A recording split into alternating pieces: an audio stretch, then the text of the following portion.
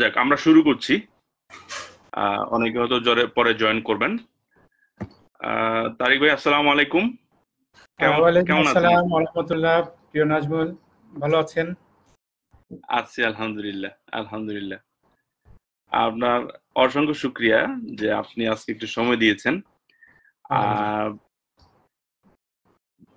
শুরু করার আগে একটা ছোট্ট একটু প্রেক্ষাপট একটু বলে যে কোন পরিস্থিতিতে আমরা এই বিষয়টা নিয়ে আলাপ করছি এবং কেন করছি আর কি, তাতে অনেকেরই বুঝতে সুবিধা হবে। আপনি হয়তো জানেন, গতকালকেই আমরা শুনতে পেলাম তিউনিসিয়াতে গণতান্ত্রিকভাবে নির্বাচিত একজন প্রেসিডেন্টের নেতৃত্বে এক ধরনের কু হয়ে গেছে। তিউনিসিয়া হচ্ছে আরব বসন্তের বলা হয়ে থাকে সূতিকাগার। তো দীর্ঘদিন যেখানে সামরিক শাসন থাকার পরে ওখানে 2011 সালে একটা রেভলিউশনারি চেঞ্জ শুরু হলো, এরপর অন্যান্য ইয়েতে হলো। সেই তিউনিসিয়াতে অনেক চড়াই উতরে পেরিয়ে প্রায় 10 বছর পরে ইট লুকস লাইক, এখনো বলা যাচ্ছে না কি হয়, বাট ইট লুকস লাইক যে অন্যান্য ইজিপ্টের মতোই হয়তো ব্যাকওয়ার্ড হচ্ছে আর কি। তো এই প্রেক্ষাপটে মিজরে আমরা দেখলাম এক ধরনের গণতন্ত্র চর্চা হলো, তারপর আবার মিলিটারি টেক ওভার হলো। আরব দেশগুলো সহ, মধ্যপ্রাচ্যের দেশগুলো সহ মুসলিম কান্ট্রিতে ওভারঅল আমরা যেটা দেখছি যে একটা পলিটিক্যাল সিস্টেম, কোনো সেটেলমেন্ট হচ্ছে না, মানে একটা চড়াই উতরায় একটা চলছেই। কিন্তু লক্ষণীয় বিষয় হলো সৌদি আরবিয়া এক ধরনের যে শাসন ব্যবস্থা, ওটার একটা স্ট্যাবিলিটি আছে। সেই 1920 থেকে তাদের এখানে যে একটা সিস্টেম দাঁড়ায়, ওটা এক ধরনের স্ট্যাবিলিটি আছে। অন্যদিকে আধুনিক শাসন ব্যবস্থা, সরকার ব্যবস্থা এবং ইসলামিক একটা মূল্যবোধের সমন্বয়ে ইরানে যেই ধরনের এক ধরনের শাসন ব্যবস্থা ঠিক একটা সূত্রপাত ঘটেছে, সেখানেও আমরা দেখি যে এক ধরনের মোটামুটি একটা স্টেবিলিটি আছে। তো এই প্রেক্ষাপটে যে ইরানি শাসন ব্যবস্থা বা রাজনৈতিক ব্যবস্থাটাকে বোঝার চেষ্টা করা, যে তাদের এখানে সৌদি আরবের শাসন ব্যবস্থা আমরা মোটামুটি জানি যে এটা এক ধরনের রাজতন্ত্র আছে, কিন্তু ইরান একটা ভিন্ন, এবং তারা এটাকে দাবি করে যে একটা ইসলামিক বিপ্লব বা ইসলামিক শাসন ব্যবস্থা। অ্যাজ এ পলিটিক্যাল সায়েন্টিস্ট আপনি তো এটা নিয়ে কাজ করার সুযোগ হয়েছে, আপনার একটা বই আছে ইরানের রাজনৈতিক ব্যবস্থার শিরোনামে। তো আপনি আমাদেরকে একটু মানে ব্যাখ্যা করার চেষ্টা করেন যতটুকু সম্ভব, আমাদের সময় আছে এর মধ্যে, যে ইরানের রাজনৈতিক সিস্টেমটা আসলে কিভাবে ফাংশন করে। এই বিষয়টা নিয়েই মানে মূলত আজকের আলোচনা আমরা করতে চাই। তো আমি শুরু করতে চাই তারিক ভাই, যে সেটা হচ্ছে ইরানের রেভলিউশনারি চেঞ্জ যেটা হয়েছে সেটা 1979 সালে, তার প্রেক্ষাপটটা কি ছিল, যে কোন প্রেক্ষাপটে এই রেভলিউশনারি চেঞ্জটা শুরু হলো বা কিভাবে শুরু হলো, সেটাকে আপনি কিভাবে দেখেন? বিসমিল্লাহির রহমানির রহিম। আমাদের আজকের এই সময় এবং মনোযোগ, এই সবগুলোই যেন ভালো কাজ হিসেবে গণ্য হয়, সেটা আমরা আশা করি ইনশাআল্লাহ। আর আমাদের যতটুকু মনোযোগ, মেধা এক্ষেত্রে আমাদের যুক্ত করার সুযোগ আছে, সেটা আমরা চেষ্টা করব। ইরান বিশ্বের অন্যতম উল্লেখযোগ্য একটি ভূখণ্ড, যারা নিজেদের নামের সাথে এক ধরনের আভিজাত্যের যোগ আছে। তারা ইরান আর্য, যে আমরা যে আর্যের কথা বলি, তারা নিজেদেরকে খাঁটি আর্যদের অংশ মনে করে, যেটা জার্মানরা নিজেদেরকে দাবি করত। তাদের নিজেদেরকে তারা পার্সিয়া বলার চাইতে ইরান বলতে পছন্দ করে, কারণ তারা মনে করে তারা যথার্থই আর্যত্ব অথবা আভিজাত্যের অধিকারী। তাদের একটি আভিজাত্য সাধারণভাবে স্বীকার করা উচিত, যে তারা পরাজিত হয়নি এবং কারোর দ্বারা শাসিত হয়নি, নিজেরা নিজেদের দ্বারা শাসিত হয়েছে। এই নিজেদের দ্বারা শাসিত হওয়ার ঐতিহ্য তারা রক্ষা করতে পেরেছে। কিন্তু অন্য বিবেচনায় বলা উচিত, 1979 সালের 11 ফেব্রুয়ারি পর্যন্ত যে শাসন ব্যবস্থা ইরানে চলছিল,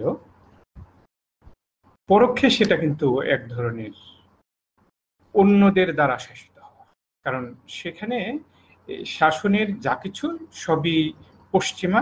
আমরা কখনো আমেরিকান বলি, আমেরিকানদের আগে ব্রিটিশদের শাসন ছিল, তাহলে ব্রিটিশ এবং আমেরিকানদের দ্বারা পরোক্ষে তারা শাসিত হয়েছে। প্রত্যক্ষে আমরা দেখি যে ইরানি ব্যক্তিরাই শাসন করছে, কিন্তু শাসন ব্যবস্থা হিসেবে সেটা তাদের নিজস্ব নয়। মিস্টার রেজা পাহলভি যে শাসন ব্যবস্থা চালাচ্ছিলেন সেটার মধ্যে ইরানের নিজস্বতা বলে কিছু ছিল না। এটা মানলে অবশ্যই সেই আর্যত্বের প্রশ্নটি আসতে পারে, গ্রহণযোগ্য কিনা। তারপরেও আমরা নীতিগতভাবে মেনে নেই যে ইরান নিজেদের রাজনৈতিক সার্বভৌমত্ব রক্ষা করা একটি জাতি, কিন্তু ইরানের বিপুল সংখ্যক মানুষ, নাগরিক, জনগণ সেই শাসন ব্যবস্থায় সন্তুষ্ট ছিল না। এটার একটি প্রকাশ ঘটেছে তাদের বিপ্লবের মাধ্যমে। আমরা সাধারণভাবে বিপ্লব বলতে বুঝি একটি রাজনৈতিক ব্যবস্থাকে সরিয়ে দিয়ে মূল উৎপাটন করে নতুন একটি ব্যবস্থা যখন সেখানে প্রতিষ্ঠিত হয়, কার্যকর হয়, সক্রিয় হয়, সেটাকে আমরা বিপ্লব বলি। এবং সে অর্থে ইরানে একটি রাজনৈতিক বিপ্লব সাধিত হয়েছিল ইমাম খোমেনির নেতৃত্বে। 1979 সালের 11 ফেব্রুয়ারিকে তারা বিপ্লব সফলতার দিবস হিসেবে স্বীকার করে, সেটি তারা দাবি করছে এবং সেটিকে এখন পর্যন্ত তারা সেই অব্যাহত রাখতে পেরেছে। এটা এক ধরনের স্বস্তি এবং দাবি করার মতো বিষয়। সুতরাং ইরানে যথার্থই একটি নতুন রাজনৈতিক ব্যবস্থা প্রতিস্থাপিত হয়েছে 1979 সালে, যেটি 1979 সালের 11 ফেব্রুয়ারি পর্যন্ত অন্য ব্যবস্থায় পরিচালিত হতো। সে অর্থে আমরা একটি কার্যকর, সক্রিয় এবং টেকসই রাজনৈতিক বিপ্লব ইরানে হয়েছে এটুকু মানতে পারি। জি, এখন আপনি যেটা বললেন যে অবভিয়াসলি পূর্বোক্ত শাসনে তারা হ্যাপি ছিল না, এটা বিপ্লবের মধ্য দিয়ে একটা নতুন পরিবর্তনের সূত্রপাত ঘটলো। তো এখানে এটাও বলে নেওয়া জরুরি যে ইরানে কিন্তু কলোনিয়াল শাসন যেটা আমরা আমাদের ছিল, ভারত, পাকিস্তান বা বাংলাদেশ, যে ভারতীয় উপমহাদেশে, সেই ধরনের কলোনিয়াল শাসন কিন্তু ছিল না। এই দিক থেকে ইরান ডাইরেক্টলি কলোনাইজড হয় নাই অন্যদের মতো। তো এখন নিজেদের শাসন, নিজেদের লোকদের শাসন থাকা সত্ত্বেও যে ইমাম খোমেনির নেতৃত্বে যদি আমরা বলি যে নতুন বিপ্লবী চেতনার যে উন্মেষ, এটার ভিতরে তো একটা গণজাগরণ ছিল, যে মানুষ সম্পৃক্ত মানুষের সম্পৃক্ত এবং যে গণসম্পৃক্তর সম্পর্কে একটু বলেন যে এইটা কি কেবলই এই আলেম ওলামা, ইরানি আলেম ওলামা শ্রেণী সম্পৃক্ততাই ছিল, নাকি সমাজের অন্যান্য অংশের মানুষের সম্পৃক্ততা ছিল, বা কতটুকু ছিল, কিরকম ছিল? হ্যাঁ, আমি ওই শব্দটি ভিতর থেকে ইন্টারাপ্ট করে যোগ করার চেষ্টা করলাম যে এটি আসলে গণসম্পৃক্ততা। এটা শুধু আলেম সম্পৃক্ততা অথবা আলেম নেতৃত্ব নয়, অবশ্যই আলেম নেতৃত্ব, কিন্তু আলেম নেতৃত্বের সাথে সমাজের অন্য সাধারণ শিক্ষিত মানুষদের ভালো এবং উল্লেখযোগ্য অংশগ্রহণ সেখানে ছিল। আমরা একজন প্রেসিডেন্ট বনি সদরের কথা জানি, আমরা আরো অনেকের কথা জানি যারা ব্যক্তি হিসেবে আলেম ছিলেন না, কিন্তু নেতৃত্বে ছিলেন। একটা পর্যায়ে হয়তো তাদের অন্য বিষয়গুলো অন্যভাবে মূল্যায়িত হয়েছে এবং তারা এখন দৃশ্যপটে নেই। কিন্তু আমরা দেখছি আলেম নন এমন ব্যক্তিরা ইরানে শাসন কার্যক্রমে প্রথম দিকে বহুদিন ছিলেন, বহুদিন আছেন, এবং সর্বশেষ আমরা যাদেরকে দেখছি কেউ যেমন মিস্টার আহমদিনেজাদ, তিনি তো আলেম নন, মানে মাদ্রাসা শিক্ষিত ব্যক্তি নন, তিনি প্রেসিডেন্ট হয়েছেন। সুতরাং ইরানের ওই বিপ্লবের সাথে আলেমদের নেতৃত্বে, এতে কোনো সন্দেহ নেই যে নেতৃত্বটি আলেমদের ছিল, এবং তার প্রধান ব্যক্তি ইমাম রুহুল্লাহ মুসাবি খোমেনি ছিলেন। কিন্তু তার সাথে জনগণের অগ্রসর এবং শিক্ষিত অংশের একটা ভালো অংশগ্রহণ ছিল, সচেতন ব্যক্তিদের অংশগ্রহণ ছিল, এবং সেজন্য যারা নিজেদেরকে বিপ্লবী বলেছেন তারা কিন্তু নিজেরা রক্তের প্রতিশোধ গ্রহণ করেননি, তারা ফুল দিয়ে বিজয় নিশ্চিত করেছেন। ওই দিনগুলো 11 ফেব্রুয়ারি এবং তার আগের কয়েকটা দিনের কথা আমরা মনে করতে পারি। আমার নিজের সেই ব্যক্তিগত অভিজ্ঞতা আছে। খুবই আনন্দের এবং খুবই ইতিবাচক বিষয় ছিল যে যারা বিপ্লবী জনগোষ্ঠী তাদের হাতে অস্ত্র ছিল না, তাদের হাতে ফুল ছিল এবং তারা রক্ত দিয়েছে, তারা রক্ত নেয়নি। এই যে ফুল দিয়ে রক্তকে বিজয় করা, ফুল দিয়ে অস্ত্রকে জয় করা, এটি এটাকে যদি তাৎপর্য ব্যাখ্যা করতে বলা হয়, এটা আসলে বলা উচিত। এটা খুবই তাৎপর্যপূর্ণ বিষয় যে যারা বিপ্লব সম্পন্ন করলেন তাদের হাতে ফুল ছিল, যাদের বিরুদ্ধে তারা বিজয় অর্জন করলেন তাদের হাতে অস্ত্র ছিল, এবং সেই অস্ত্রধারীদের রক্ত তারা গ্রহণ করেনি। তারা নিজেদের রক্ত দিয়েছে, বিজয়ী হয়েছে, অস্ত্রধারীরা পরাজিত হয়েছে, সেই পরাজয় তারা স্বীকার করেছে এবং ফুলধারী ব্যক্তিরা ক্ষমতায় আসীন হয়েছে এবং সেটা ধীরে ধীরে একটি প্রাতিষ্ঠানিকতা অর্জন করেছে, একটি প্রাতিষ্ঠানিক রূপ লাভ করেছে। খুবই গুরুত্বপূর্ণ বিষয়, যে খুবই তাৎপর্যপূর্ণ বিষয় যে এই ফুলধারী সাধারণ জনগণ যাদের নেতৃত্বে আলেমরা ছিলেন, তারা খুবই ধীরে সুস্থে একটি পশ্চিমা বিবেচনায়, পাশ্চাত্যের বিবেচনায় নিয়মতান্ত্রিক রাজনৈতিক ব্যবস্থা তারা গড়ে তুলেছেন এবং সেই রাজনৈতিক ব্যবস্থাটা এখনো টিকে আছে। সেই টিকে থাকা এবং অব্যাহত থাকার মধ্যে কোনো কোনো প্রশ্ন এখন আমরা যারা রাষ্ট্র চিন্তাকে সামনে রাখি, রাষ্ট্রবিজ্ঞানের তত্ত্বকে সামনে রাখি, তাদের কাছে কিছু কিছু প্রশ্ন হয়তো আছে, কিন্তু সেই একই ধারা রক্তের প্রকাশ্য ব্যবহার ছাড়া, রক্তের প্রকাশ্য প্রয়োগ ছাড়া এমন একটি ব্যবস্থাকে তারা অব্যাহত রেখেছেন এবং সেটা এখন আছে। সুতরাং 1979 সালের প্রেক্ষাপটে আমরা এটাকে খুবই তৃপ্তি, সন্তুষ্টি এবং কৃতজ্ঞতার সাথে সেটাকে মনে রাখতে পারি। আচ্ছা, আমি আপনার বই পড়ছিলাম, শুরুতে আপনার যে ভূমিকা ওখানে আছে যে এটা একটা অভূতপূর্ব, বিকজ বিংশ শতাব্দীতে পাশ্চাত্যের চিন্তাবিদরা, ওরিয়েন্টাল স্কলাররা বলতেন যে ইসলাম দিয়ে আধুনিক সমাজে আধুনিক কোনো রাষ্ট্র গঠন করা সম্ভব নয়, এবং এইভাবে অনেক আর্গুমেন্ট, এই ধরনের আর্গুমেন্ট মুসলিম মডার্নিস্ট অনেকের মধ্যেও আমরা হয়তো দেখা গেছে আর কি। তো আপনি আপনার বইতে বললেন যে ইরান প্রুভড ইট রং, যে ইরান এক্ষেত্রে। প্রশ্ন হচ্ছে, আমরা যখন ইসলামের কথা বলি, ইসলামের রাজনৈতিক বিধান বা বিভিন্ন রাজনৈতিক সিস্টেমের কথা বলি, অবভিয়াসলি তাত্ত্বিকভাবে অনেক ধরনের চিন্তাগুলো আছে আর কি। কোনোটাই হয়তো পরিপূর্ণ না, কিন্তু তাত্ত্বিক লেভেলে আমাদের মডার্ন সময়ে অনেক তাত্ত্বিকরা রিক্রিয়েট করার চেষ্টা করেন, বিভিন্ন ব্যাখ্যা করার। কিন্তু এট দ্য সেম টাইম সৌদিকে যদি আমরা দেখি, ইসলাম এখানে এক ধরনের প্র্যাকটিস হয়, চর্চা হয়, এক ধরনের শাসন ব্যবস্থা ওখানে আছে। পলিটিক্যাল মডেলের দিক থেকে এটা একটা ভিন্ন।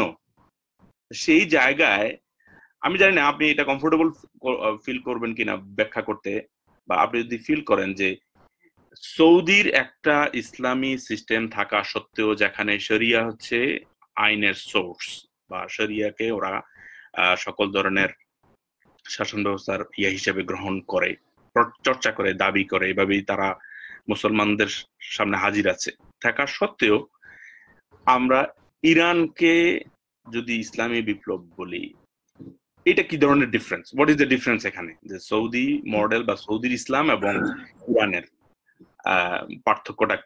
পার্থক্য কিভাবে করবেন? ইরানের ইসলাম ব্যবস্থা এবং সৌদি ইসলাম ব্যবস্থার মধ্যে পার্থক্যটা কি আসলে?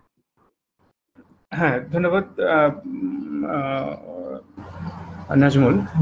এটা অবশ্য এই সময়ে এসে আমাদেরকে খুব সুনির্দিষ্ট উচ্চারণে, স্পষ্ট ভাষায় এই পার্থক্যটা উচ্চারণ করা উচিত।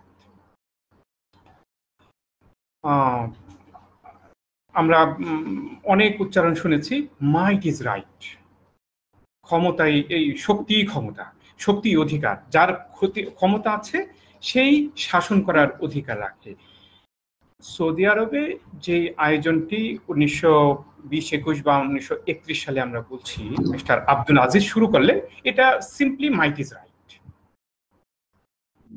এটাকে মাইট ইজ রাইটের যে শাসন আমরা আর যা যা দেখে আসছি নানাভাবে, মানব ইতিহাসের যে বিবর্তন, অগ্রসর হয়ে যাওয়া যা দেখছি, সেখানে ক্ষমতা যার আছে, যার হাতে অস্ত্র আছে, এবং সে কথা অবশ্যই এখন আমরা আমাদের বলা উচিত যে মার্কিন যুক্তরাষ্ট্রের হাতে সবচেয়ে বেশি মারণাস্ত্র আছে, খুন করার অস্ত্র আছে, রক্ত নেয়ার অস্ত্র আছে, এই জন্য তারা ক্ষমতাশালী। এটা তো আছেই, সেটা হলো এক ধরনের, এবং এটা খুবই সাধারণ বস্তুগত বিবেচনা।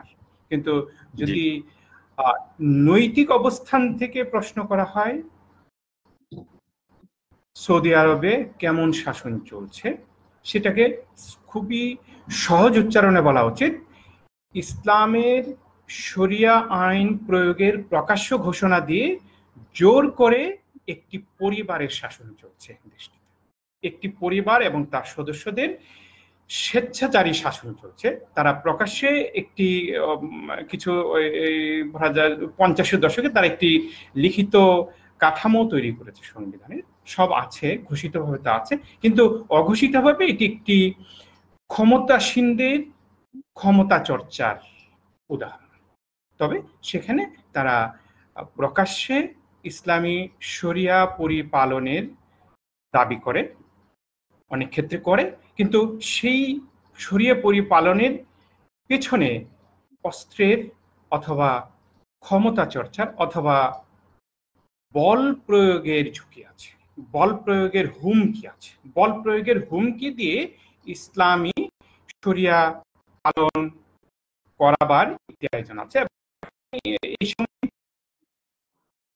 যে ধরা যাক যে নামাজের বিষয়ে, সালাতের বিষয়ে যে বাধ্য বন্ধ রাখা বা সব কার্যক্রম বন্ধ করার একটি বাধ্যতা ছিল, সেটা কিন্তু শক্তির ভয় দেখিয়ে এখন বলা হচ্ছে যদি যেতে না যাবে, তাহলে দেখা যাচ্ছে যে তত্ত্বগতভাবে প্রকাশ্যে অথবা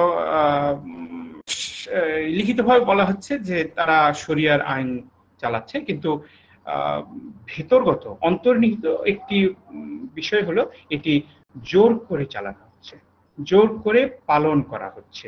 জোর করে যদি পালন করা হয় সেটি আদৌ গ্রহণযোগ্য কিনা, যেখানে ইসলামের খুব বেসিক নীতি, মূল নীতি হচ্ছে ইন্নামাল আমালু বিন্নিয়াহ, সকল কাজের প্রতিফল অথবা শুদ্ধতা নির্ভর করে ইচ্ছা, নিয়তের উপরে। এখন কেউ যদি জোর জবরদস্তির আওতায় কিছু ধর্ম পালন করে, রিচুয়াল পালন করে, ধর্মীয় আচার আচরণ পালন করে, সেটি ইসলামের বিবেচনায় আদৌ গ্রহণযোগ্য কিনা, আল্লাহর কাছে সেটির আদৌ কোনো মূল্য আছে কিনা, সেই প্রশ্নটি কিন্তু আসবে। সুতরাং সামগ্রিকভাবে আমরা যদি বলি সৌদি আরবের যে রাজনৈতিক ব্যবস্থাটি আছে, এটি হচ্ছে মাইট ইজ রাইটের একটি বিদ্যমান সংস্করণ। এটি একটি বিদ্যমান সংস্করণ। এখানে অংশগ্রহণ তার সামান্যতম প্রমাণ বিশ্ববাসী পায়। সেই দিক থেকে ইরান কি ডিফারেন্স আপনি মনে করছেন? আসেন, আমি কি ঠিক জায়গায় আছি? জি জি, কথা, আচ্ছা আমার কথা চালু রাখি। সেটা হলো যে, জি আমি শুনছি, জি হ্যাঁ, যে আমি আপনার কথা, শাসক গোষ্ঠী যদি বলে যে কালকে আমরা একটি নির্বাচনের ব্যবস্থা করছি, জনগণ তোমরা আসো, তোমাদের 18+ যাদের বয়স তোমরা ভোট দাও, এই ভোটে তোমরা যাদেরকে শাসক বানাতে চাও ব্যক্তি এবং প্রতিষ্ঠান হিসেবে, মানে প্রতিষ্ঠান মানে আইনসভা, আরেকটা হলো প্রেসিডেন্ট, রাষ্ট্রপ্রধান, যাকে ভোট দাও আমরা তাকে মেনে নেব, তাহলে আমরা মানতে পারবো যে হ্যাঁ এখানে জনগণের ইচ্ছার প্রতিফলন আছে। এবং আরো খুব মানে বেসিক প্রশ্নটি কিন্তু বলা উচিত আজকে, যেহেতু নাজমুল আপনি আয়োজন করলেন, সেখানে বরং আমি বলি যে একটি রাষ্ট্রের নাম একটি ব্যক্তির নামে, একটি পরিবারের নামে রাষ্ট্র, এটি একটি খুবই অগ্রহণযোগ্য, খুবই পশ্চাৎপদ, খুবই বিভ্রান্তিকর এবং ছুঁড়ে ফেলে দেওয়ার উপযুক্ত একটি নাম। এটা কেন? এটা হতেই পারে, এটা খুবই অগ্রহণযোগ্য। ইসলামের নামে বলা, আমি বোধহয় একটু কঠিন ভাষায় বলছি, এবং আমি মনে করি যে এটি বলা উচিত, যে কারণে এটি প্রশ্ন করা উচিত, এইটার কি মূল্য আছে। আচ্ছা, ওকে, এগিয়ে যান। এটা মধ্যযুগের বা আমরা যদি বলি প্রি মডার্ন শাসন ব্যবস্থা হিসেবে তো এই ধরনের শাসন ছিল। আপনি যেহেতু রাষ্ট্রবিজ্ঞানের ছাত্র হিসেবে, শিক্ষক হিসেবে জানেন যে মধ্যযুগে কিন্তু রাজনৈতিক সিস্টেমটাই ছিল রাজতান্ত্রিক, যেখানে অ্যাবসলিউট পাওয়ার হচ্ছে মনার্কের। এখন মধ্যযুগের ওই ভার্সনটাই ইন সাম এক্সটেন্ট সৌদিতে কার্যকর আছে। কিন্তু এখন আপনি যদি একটু কম্পেয়ার তাহলে করেন ইরানের এই দিক থেকে, আমরা যদি একটু জানি ইরানের ব্যাপারে কিন্তু এই কথা শোনা যায়, ওখানে কিন্তু কিছুটা জোর জবরদস্তি মানুষের চর্চার ক্ষেত্রে, আচ্ছা চর্চার ক্ষেত্রে পরে আসবো, কিন্তু আমি শাসন ব্যবস্থার জায়গায়, পলিটিক্যাল সিস্টেম বা গভর্নেন্স সিস্টেমের জায়গায় যদি থাকি, ইরান এই দিক থেকে আপনি বলছেন যে ভিন্ন, যে এক ব্যক্তিস্থলে এখানে multitude of people, multi diversity আছে, এই কারণে এটাকে ডিফারেন্স বলছেন, এবং এখানে জনগণের সম্পৃক্ততা আছে, এই তো। হ্যাঁ, আমি এই কারণে বলবো please please please go ahead. মানে কিভাবে আমরা সৌদি আরবের শাসন ব্যবস্থা থেকে ইরানের ব্যবস্থাকে ভিন্ন বলবো অথবা ন্যূনতম মাত্রায় গ্রহণযোগ্য বলবো, সেই বিষয়টি বলার সুযোগ আছে, ব্যাখ্যা করা উচিত। সেটা হলো যে ইরানের বিপ্লবের ঠিক পরপরই তারা একটি সংবিধান প্রতিষ্ঠা করেছে। একটি সংবিধান আসলে প্রতিষ্ঠা করেছে, এটাকে নির্দিষ্ট করে বলা উচিত যে কিছু ব্যক্তি সেই সংবিধানের একটি খসড়া তৈরি করেছে, সেই খসড়াতে যা কথা বলা আছে টেক্সট, সেটি প্রকাশ করা হয়েছে, প্রচার করা হয়েছে, এবং সেটার বিষয়ে জনগণকে তাদের সম্মতি জানাবার অনুরোধ করা হয়েছিল। সেই সম্মতিতে দেখা গেল 98% বেশি জনগণ সেই খসড়া সংবিধানটিকে গ্রহণ করেছে, গণভোটে তারা সেটি গ্রহণ করেছে। তাহলে এটি হচ্ছে প্রথম কথা, যে তারা জনগণের সম্মতিতে একটি রাজনৈতিক ব্যবস্থার ভিত্তি নির্মাণ করেছিল। সেই ভিত্তি যে আইন, সংবিধান, সেখানে তারা কিছু রাজনৈতিক কর্তৃপক্ষের কথা ঘোষণা করেছিল। সেই কর্তৃপক্ষগুলোর মধ্যে পশ্চিমা বিশ্বে আমরা যাদেরকে আধুনিক বলি, এটা অবশ্য আরোপিত একটি শব্দ। এই পশ্চিমাদের নিজেদের গুণ গাইবার একটি চেষ্টা, তারা যা কিছু করেছে সেটা হলো আধুনিক। আমরা যদি বলি যে তথাকথিত আধুনিক রাজনৈতিক ব্যবস্থায় যেটি দাবি করা হয় যে আধুনিক সরকার ব্যবস্থা, আধুনিক রাষ্ট্রের সংজ্ঞা তারা নির্ধারণ করেছে, এবং ইরান সেখানে সেই আধুনিক রাষ্ট্রের সংজ্ঞায়, তথাকথিত আধুনিক রাষ্ট্রের সংজ্ঞায় খুবই অগ্রসর একটি আধুনিক রাষ্ট্র। এরপরে আমরা বলি আধুনিক সরকার। পশ্চিমাদের সংজ্ঞা অনুযায়ী আধুনিক সরকারের 3টি পৃথক অঙ্গ থাকে, 3 wings of a modern government. একটি নির্বাহী অঙ্গ, একটি আইন বিভাগীয় অঙ্গ, আর একটি বিচার বিভাগীয় অঙ্গ। ইরান এই 3টি অঙ্গকেই খুব সুনির্দিষ্টভাবে স্থাপন করেছে তাদের সংবিধানে। তাহলে ইরানে একটি আধুনিক সরকার আছে, এই কথা বলার মধ্যে কোনো দ্বিধা থাকার সুযোগ নেই। আধুনিক পরিভাষায়, পশ্চিমাদের পরিভাষায়, ইউরোপীয় এবং আমেরিকানদের পরিভাষায় ইরানে একটি আধুনিক সরকার ব্যবস্থা আছে, যেখানে পৃথকভাবে একটি 3টি অঙ্গ, সরকারের 3টি অঙ্গ তারা ঘোষণা করেছে। তাদের নির্বাহী বিভাগ আছে, তাদের আইন বিভাগ আছে, তাদের বিচার বিভাগ আছে। এর বাইরে তারা তাদের শাসনতন্ত্রে, সংবিধানে আরো 4টি রাজনৈতিক কর্তৃপক্ষকে স্থাপন করেছে। যে 4টি রাজনৈতিক কর্তৃপক্ষ অভিনব, আমি সেটা বলেছি, এবং আগে আমরা দেখিনি। সেই 4টি রাজনৈতিক কর্তৃপক্ষের কথা আমরা বিস্তারিত বলবো, কিন্তু তাহলে প্রথমটি বলা উচিত যে ইরানে, সৌদি আরবের বিপরীতে যদি বলি, যে ইরানে জনগণের অংশগ্রহণে ঘোষিতভাবে তারা একটি রাজনৈতিক দলিল গ্রহণ করেছে, যে দলিলটিকে আমরা বলি গঠনতন্ত্র বা সংবিধান। সেই সংবিধানে তারা তথাকথিত আধুনিক রাষ্ট্র ব্যবস্থাকে সংজ্ঞায়িত করেছে।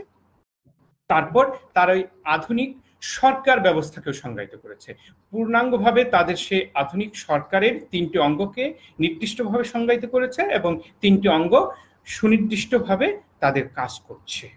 এর বাইরে তাদের বিশেষত্ব হলো যে তারা আরো 4টি খুবই তাৎপর্যপূর্ণ, একই সাথে ক্ষমতাশালী রাজনৈতিক কর্তৃপক্ষকে স্থাপন করেছে। এবং একই সাথে বলা হচ্ছে যে এই 4টি অভিনব রাজনৈতিক কর্তৃপক্ষ স্থাপন করতে গিয়ে পশ্চিমাদের কথিত 3টি রাজনৈতিক অঙ্গ, সরকারের 3টি অঙ্গকে কোনোভাবে হানি করেনি। তিনটি অঙ্গকে খুবই সুনির্দিষ্টভাবে সুন্দরভাবে কার্যকর রেখে তারা আরো 4টি রাজনৈতিক কর্তৃপক্ষকে সক্রিয় করেছে। তাহলে এইটুক আমরা মিনিমাম বলতে পারি এই পর্যায়ে, যে যেখানে সৌদি আরবে জনগণের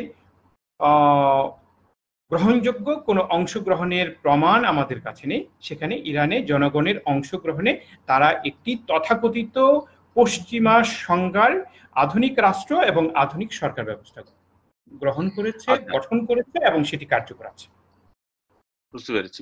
আমি আপনার এই যে গঠনতন্ত্র নিয়ে আসবো, স্পেসিফিক কোয়েশ্চেন আমরা আলোচনা করতে হবে, যেহেতু আপনি 4টা স্পেশাল বডির কথা বলছেন, এটা গুরুত্বপূর্ণ। তারা এর ভিতর দিয়ে মোটামুটি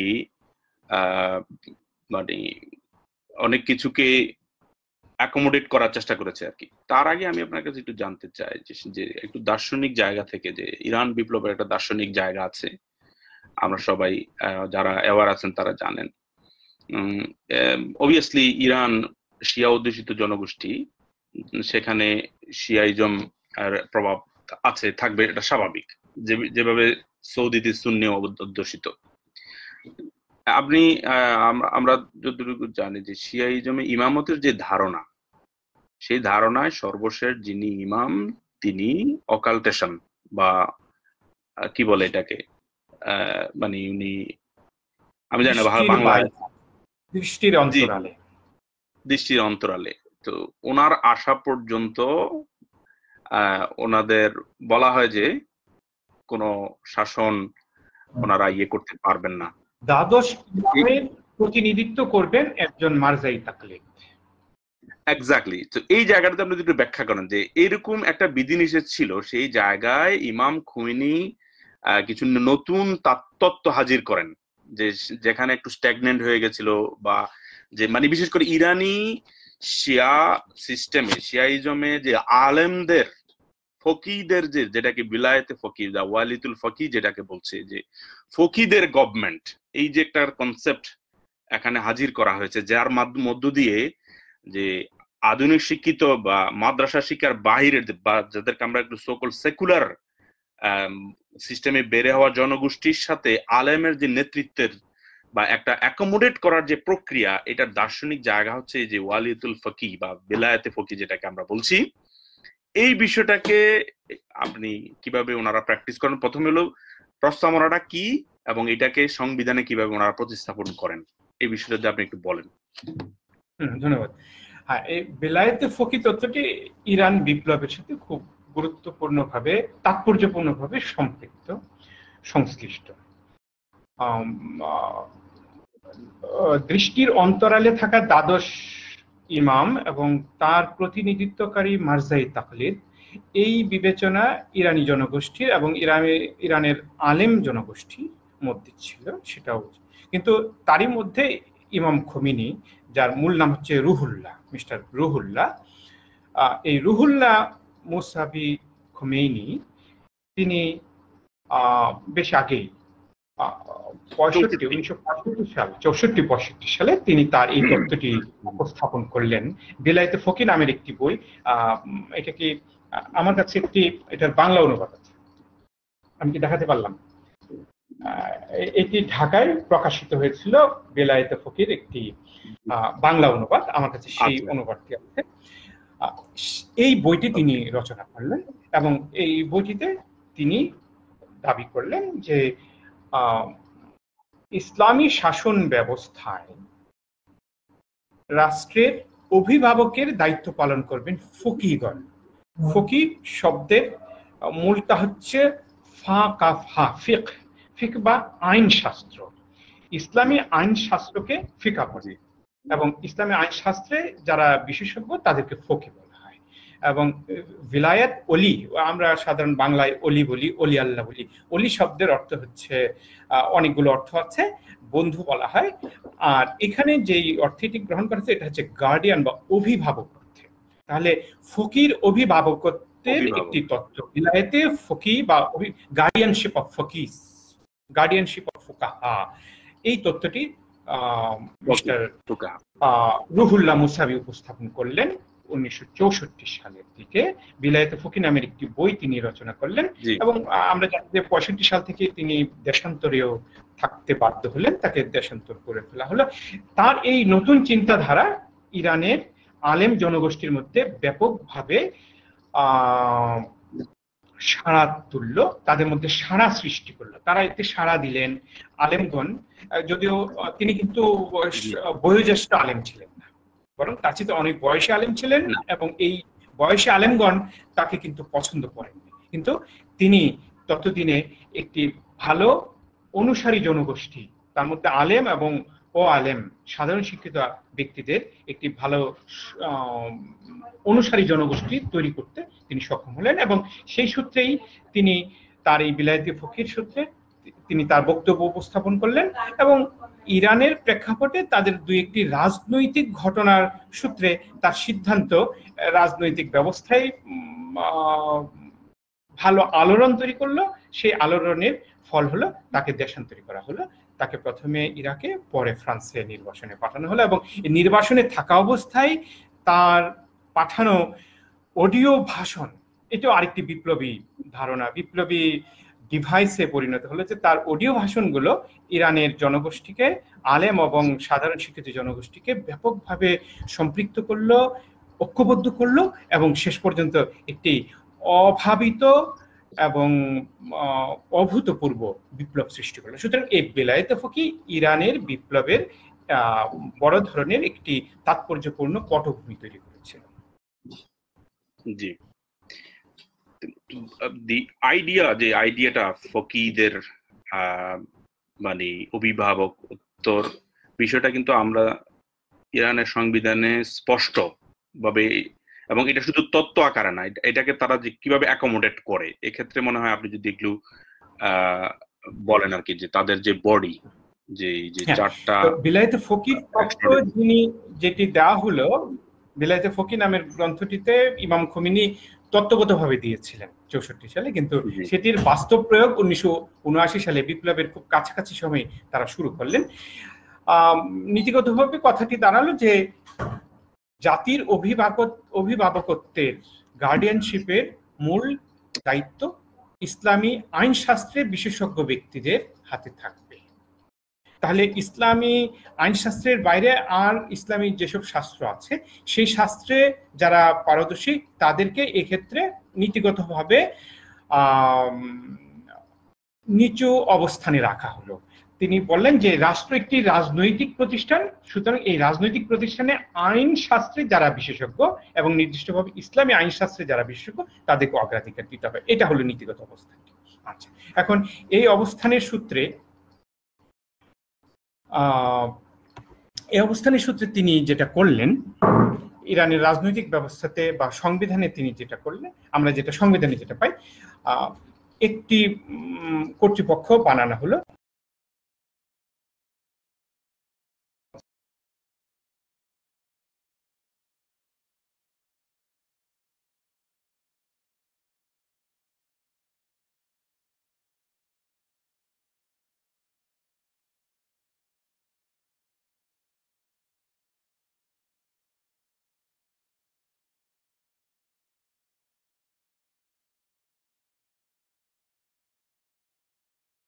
হ্যালো,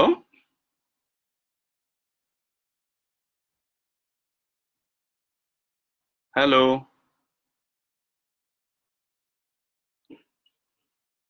হ্যালো,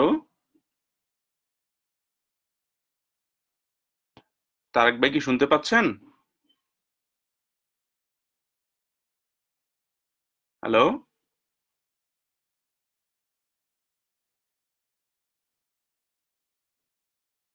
হ্যালো।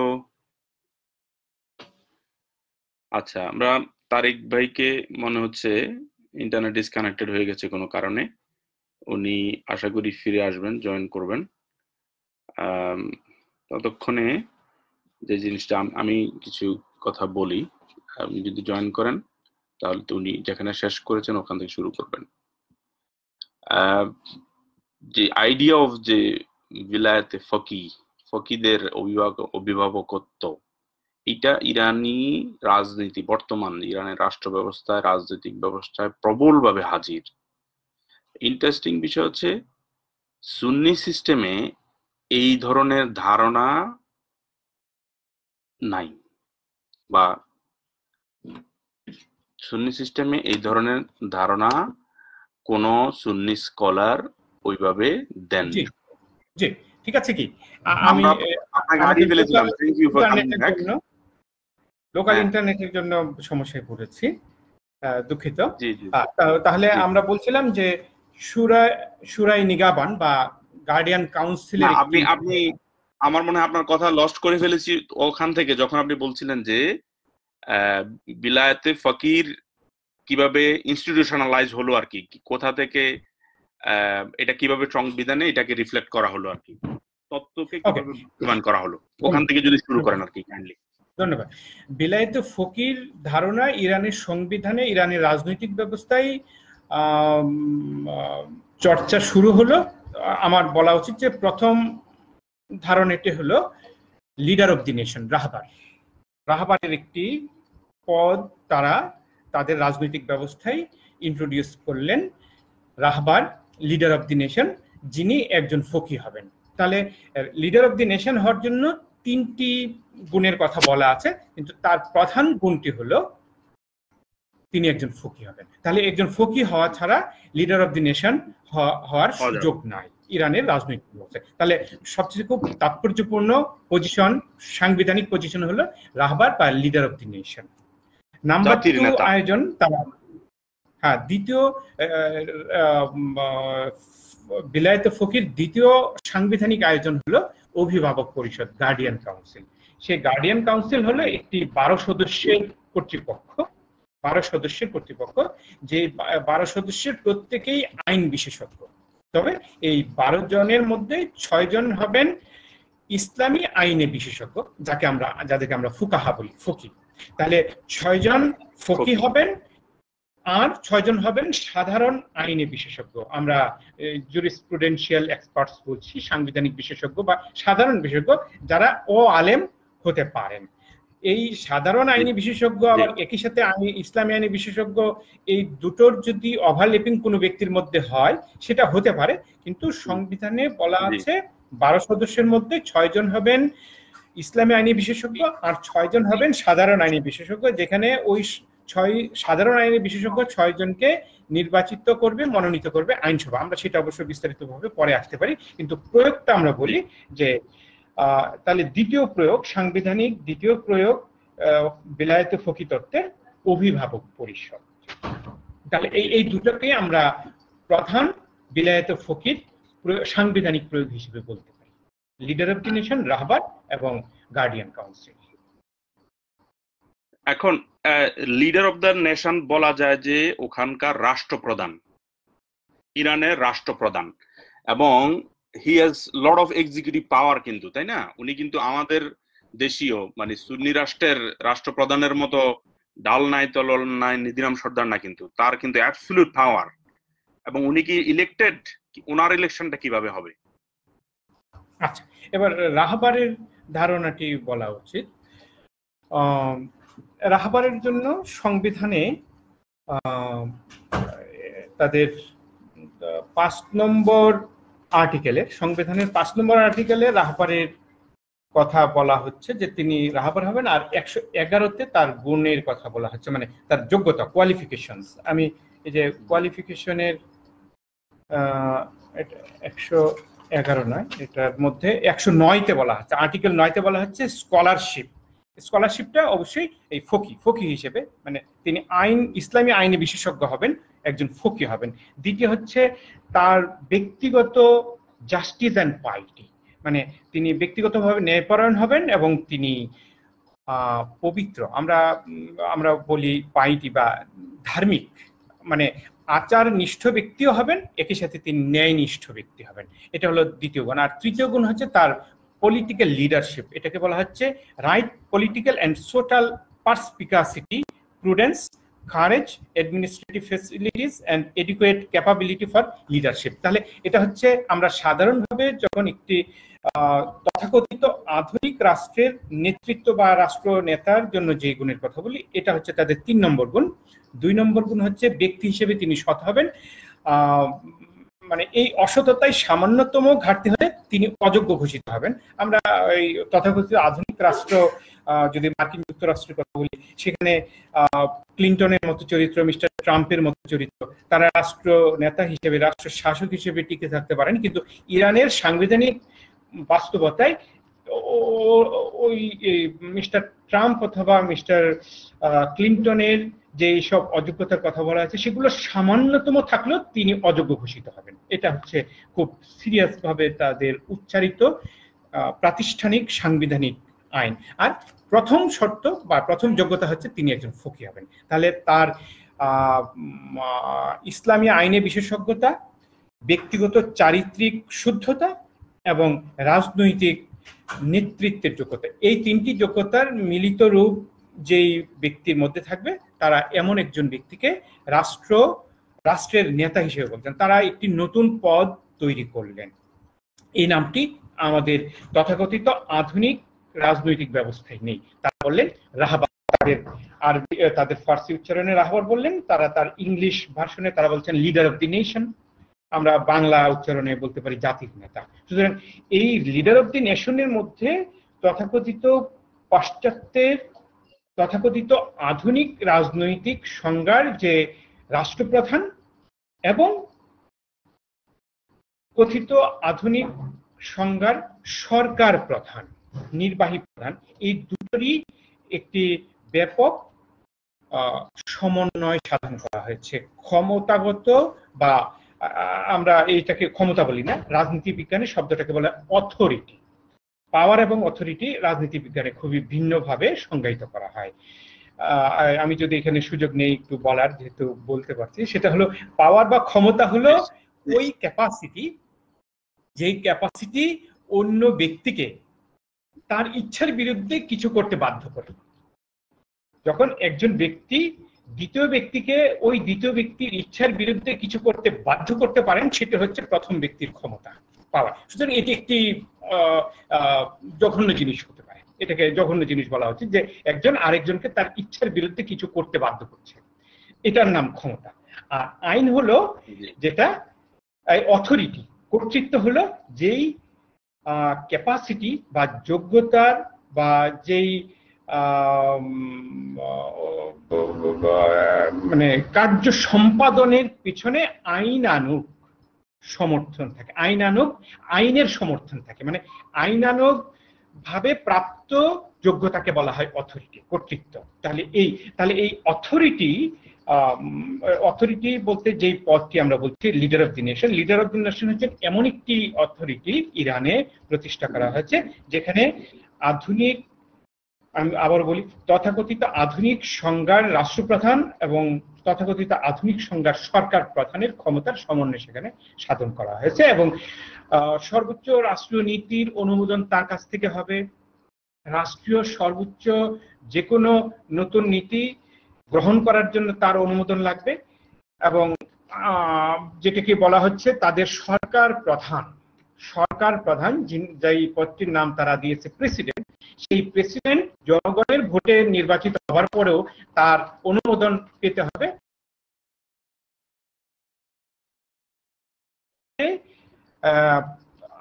কথিত আধুনিক সংজ্ঞার রাষ্ট্রপ্রধান এবং সরকার প্রধানের ক্ষমতার একটি অভূতপূর্ব সমন্বয়, কর্তৃত্বের অভূতপূর্ব সমন্বয় সাধন করা হচ্ছে। আমরা যদি আপনি আমাকে যদি সুযোগ দেন যে তার কি ক্ষমতাগুলো সংবিধানে বলা হয়েছে, সেটা আমি দেখে হয়তো বলতে পারি, মুখস্থ সবগুলো না বললে, কিন্তু ধারণাটা এই হচ্ছে যে সেখানে সরকার প্রধান এবং রাষ্ট্রপ্রধানের যে অথরিটি সেটা সম্মিলন এখানে হয়েছে। ধন্যবাদ। ওনাদের কিন্তু আবার মানে সরকার আলাদা, প্রেসিডেন্ট যেটা জনগণের সরাসরি ভোটে নির্বাচিত, তাই না?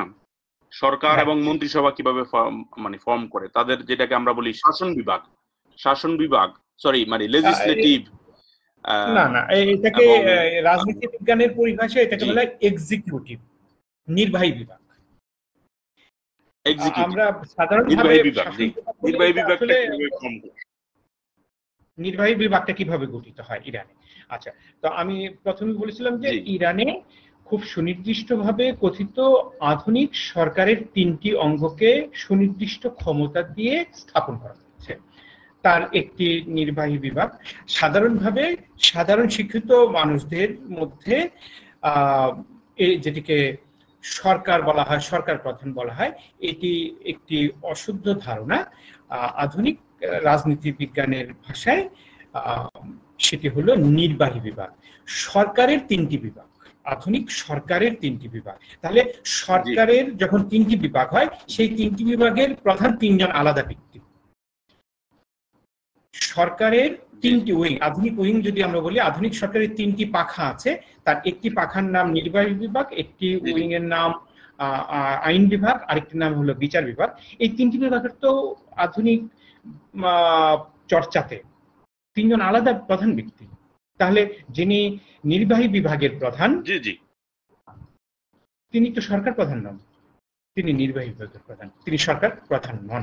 কিন্তু আমরা সাধারণভাবে তাকে সরকার প্রধান বলি, এটি একটি অশুদ্ধ উচ্চারণ। তাকে বলা উচিত হেড অফ দি এক্সিকিউটিভ।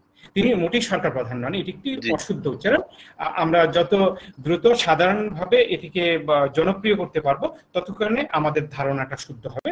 আমরা যদি ব্রিটেনের উদাহরণে বলি, আপনি যেহেতু ব্রিটেনে আছেন, অথবা বাংলাদেশের উদাহরণ বললে আরো বোধ সহজ হবে। বাংলাদেশে যে সরকার আছে, সেই সরকারের 3টি উইং আছে। তার একটি যদি নির্বাহী বিভাগ বলি, তার প্রধান শেখ হাসিনা, আমরা মাননীয় প্রধানমন্ত্রী বলছি না।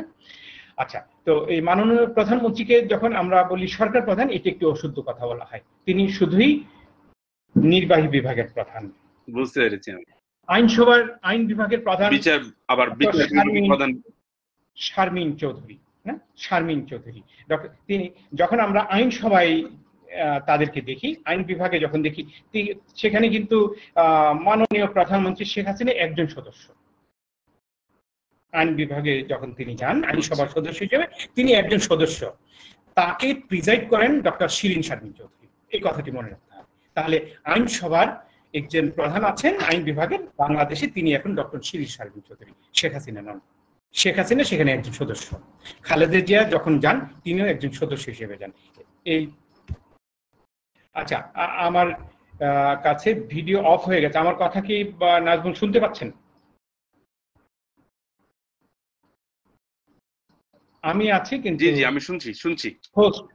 আচ্ছা, তাহলে আপনার ছবি আমার কাছে নাই।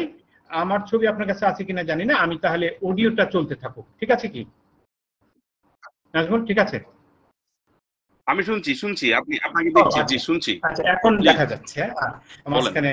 আচ্ছা, তাহলে নির্বাহী বিভাগ, আইন বিভাগ আর বিচার বিভাগে বাংলাদেশের বর্তমানে প্রধান কে আছেন? তিনি একজন সৈয়দ মাহমুদ হোসেন, বিচারপতি সৈয়দ মাহমুদ হোসেন, না?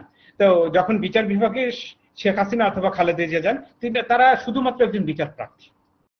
এবং আইনের ভাষায় যদি বলা হয় সব আইনের কাছে সবাই সমান, তাহলে তারা একজন সাধারণ নাগরিকের মতো। সুতরাং এটি মনে রাখা উচিত যে আধুনিক সরকার কাঠামোতে নির্বাহী বিভাগ, বিচার বিভাগ, আইন বিভাগ 3টি আলাদা কাঠামো আছে। ইরানে তেমন 3টি বিভাগ আছে।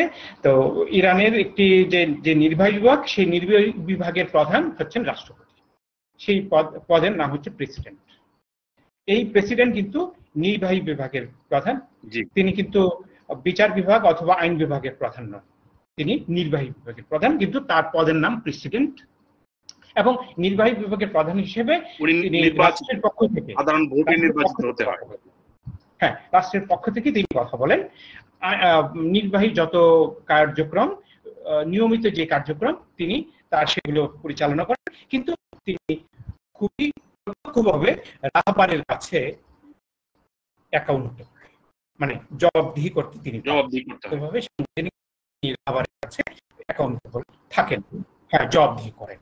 আচ্ছা, সেখানে তাদের একটি বিচার বিভাগ আছে, তাদের একটি আইন বিভাগ আছে। আইন বিভাগের নাম মজলিসে শুরা বা পার্লামেন্ট, সেটা আমরা জানি। তাহলে ইরানে আধুনিক সরকার ব্যবস্থার 3টি উইং নির্দিষ্টভাবে, পৃথকভাবে এবং স্বতন্ত্র ক্ষমতা সহ সেখানে কাজ করছে। তবে একটি কথা বলা উচিত যে আমরা যে পাশ্চাত্যের মডেলের কথা বলি, ব্রিটিশ মডেলে ক্ষমতার পৃথকীকরণ নেই। যদিও ক্ষমতা পৃথকীকরণ মডেলের যিনি উদ্যোক্তা, যে সেই ফ্রেঞ্চ পণ্ডিত, কি যেন নাম, মিস্টার মন্টেস্কু, তিনি নিজে মনে করতেন যে তিনি ব্রিটিশদের দ্বারা খুবই অনুপ্রাণিত হয়েছেন, সুতরাং ফ্রান্সে সেটা হওয়া উচিত, কিন্তু সেটা ফ্রান্সে হলো না, সেটার চর্চা শুরু হলো মার্কিন যুক্তরাষ্ট্রে, এবং খুব সুনির্দিষ্টভাবে। এটাও অনেকের কাছে স্পষ্ট নয়, ব্রিটিশরা বরং নির্বাহী বিভাগ এবং আইন বিভাগকে আষ্টে পৃষ্ঠে বেঁধে ফেলেছে, এবং সেই সূত্রে নির্বাহী বিভাগও স্বাধীন নয়, আইন বিভাগও স্বাধীন নয়। কারণ যারা নির্বাহী বিভাগে আছেন তারা বাধ্যতামূলকভাবে আইন বিভাগের সদস্য, যেটা বাংলাদেশে আমরা চর্চা করি। তো এখানে আইন বিভাগ এবং নির্বাহী বিভাগের একটি জগা খিচুড়ি, আমরা অ্যামালগামেশন যদি বলি, একটি অ্যামালগামেশন চলছে। সেটা আবার মার্কিন যুক্তরাষ্ট্রের সেটা চমৎকার সংশোধন করা হয়েছে। তারা খুব আইনগতভাবে বলে দিচ্ছেন যে কোনো ব্যক্তি যদি নির্বাহী বিভাগের সদস্য হতে চান তাকে অবশ্যই স্বতন্ত্র ব্যক্তি হতে হবে, মানে তিনি কোনোভাবে আইন বিভাগের সদস্য থাকতে পারবেন না। তার মানে তিনি যদি সিনেট অথবা হাউস অফ রিপ্রেজেন্টেটিভের সদস্য হন, সেই সদস্যপদ ত্যাগ করে তাকে নির্বাহী বিভাগের সদস্য হতে হবে। তারা অবশ্য ব্রিটিশদের কাছ থেকে স্বাধীন হতে হতে সব পরিভাষাগুলোতেও তারা স্বাধীন হচ্ছে। তারা নিজস্ব ইংলিশ তৈরি করেছে, তারা নিজস্ব রাজনৈতিক পরিভাষা তৈরি করেছে। ব্রিটিশদের আইনসভা পার্লামেন্টকে তারা কংগ্রেস বানিয়েছে, ব্রিটিশদের আইনসভার উচ্চকক্ষ হাউস অফ লর্ডকে তারা সিনেট বানিয়েছে, নিম্নকক্ষ হাউস অফ কমন্সকে তারা হাউস অফ রিপ্রেজেন্টেটিভ বানিয়েছে। সুতরাং তারা নিজস্ব পরিভাষা বানিয়েছে, নিজস্ব ইংলিশ বানিয়েছে। তারা ফিল্ম বলেন না, তারা মুভি বলেন, তারা আরো অনেক কিছু নিজস্ব ইংলিশ বলেছে। ঠিক আছে, এগুলো আমরা জানি। এইভাবে স্বাধীন হতে হতে তারা যেটা করলেন যে আইনসভার যারা সদস্য তারা অবশ্যই নির্বাহী বিভাগের সদস্য হবেন না, নির্বাহী বিভাগ সদস্য হলে আইনসভার সদস্যপদ বাতিল করতে হবে।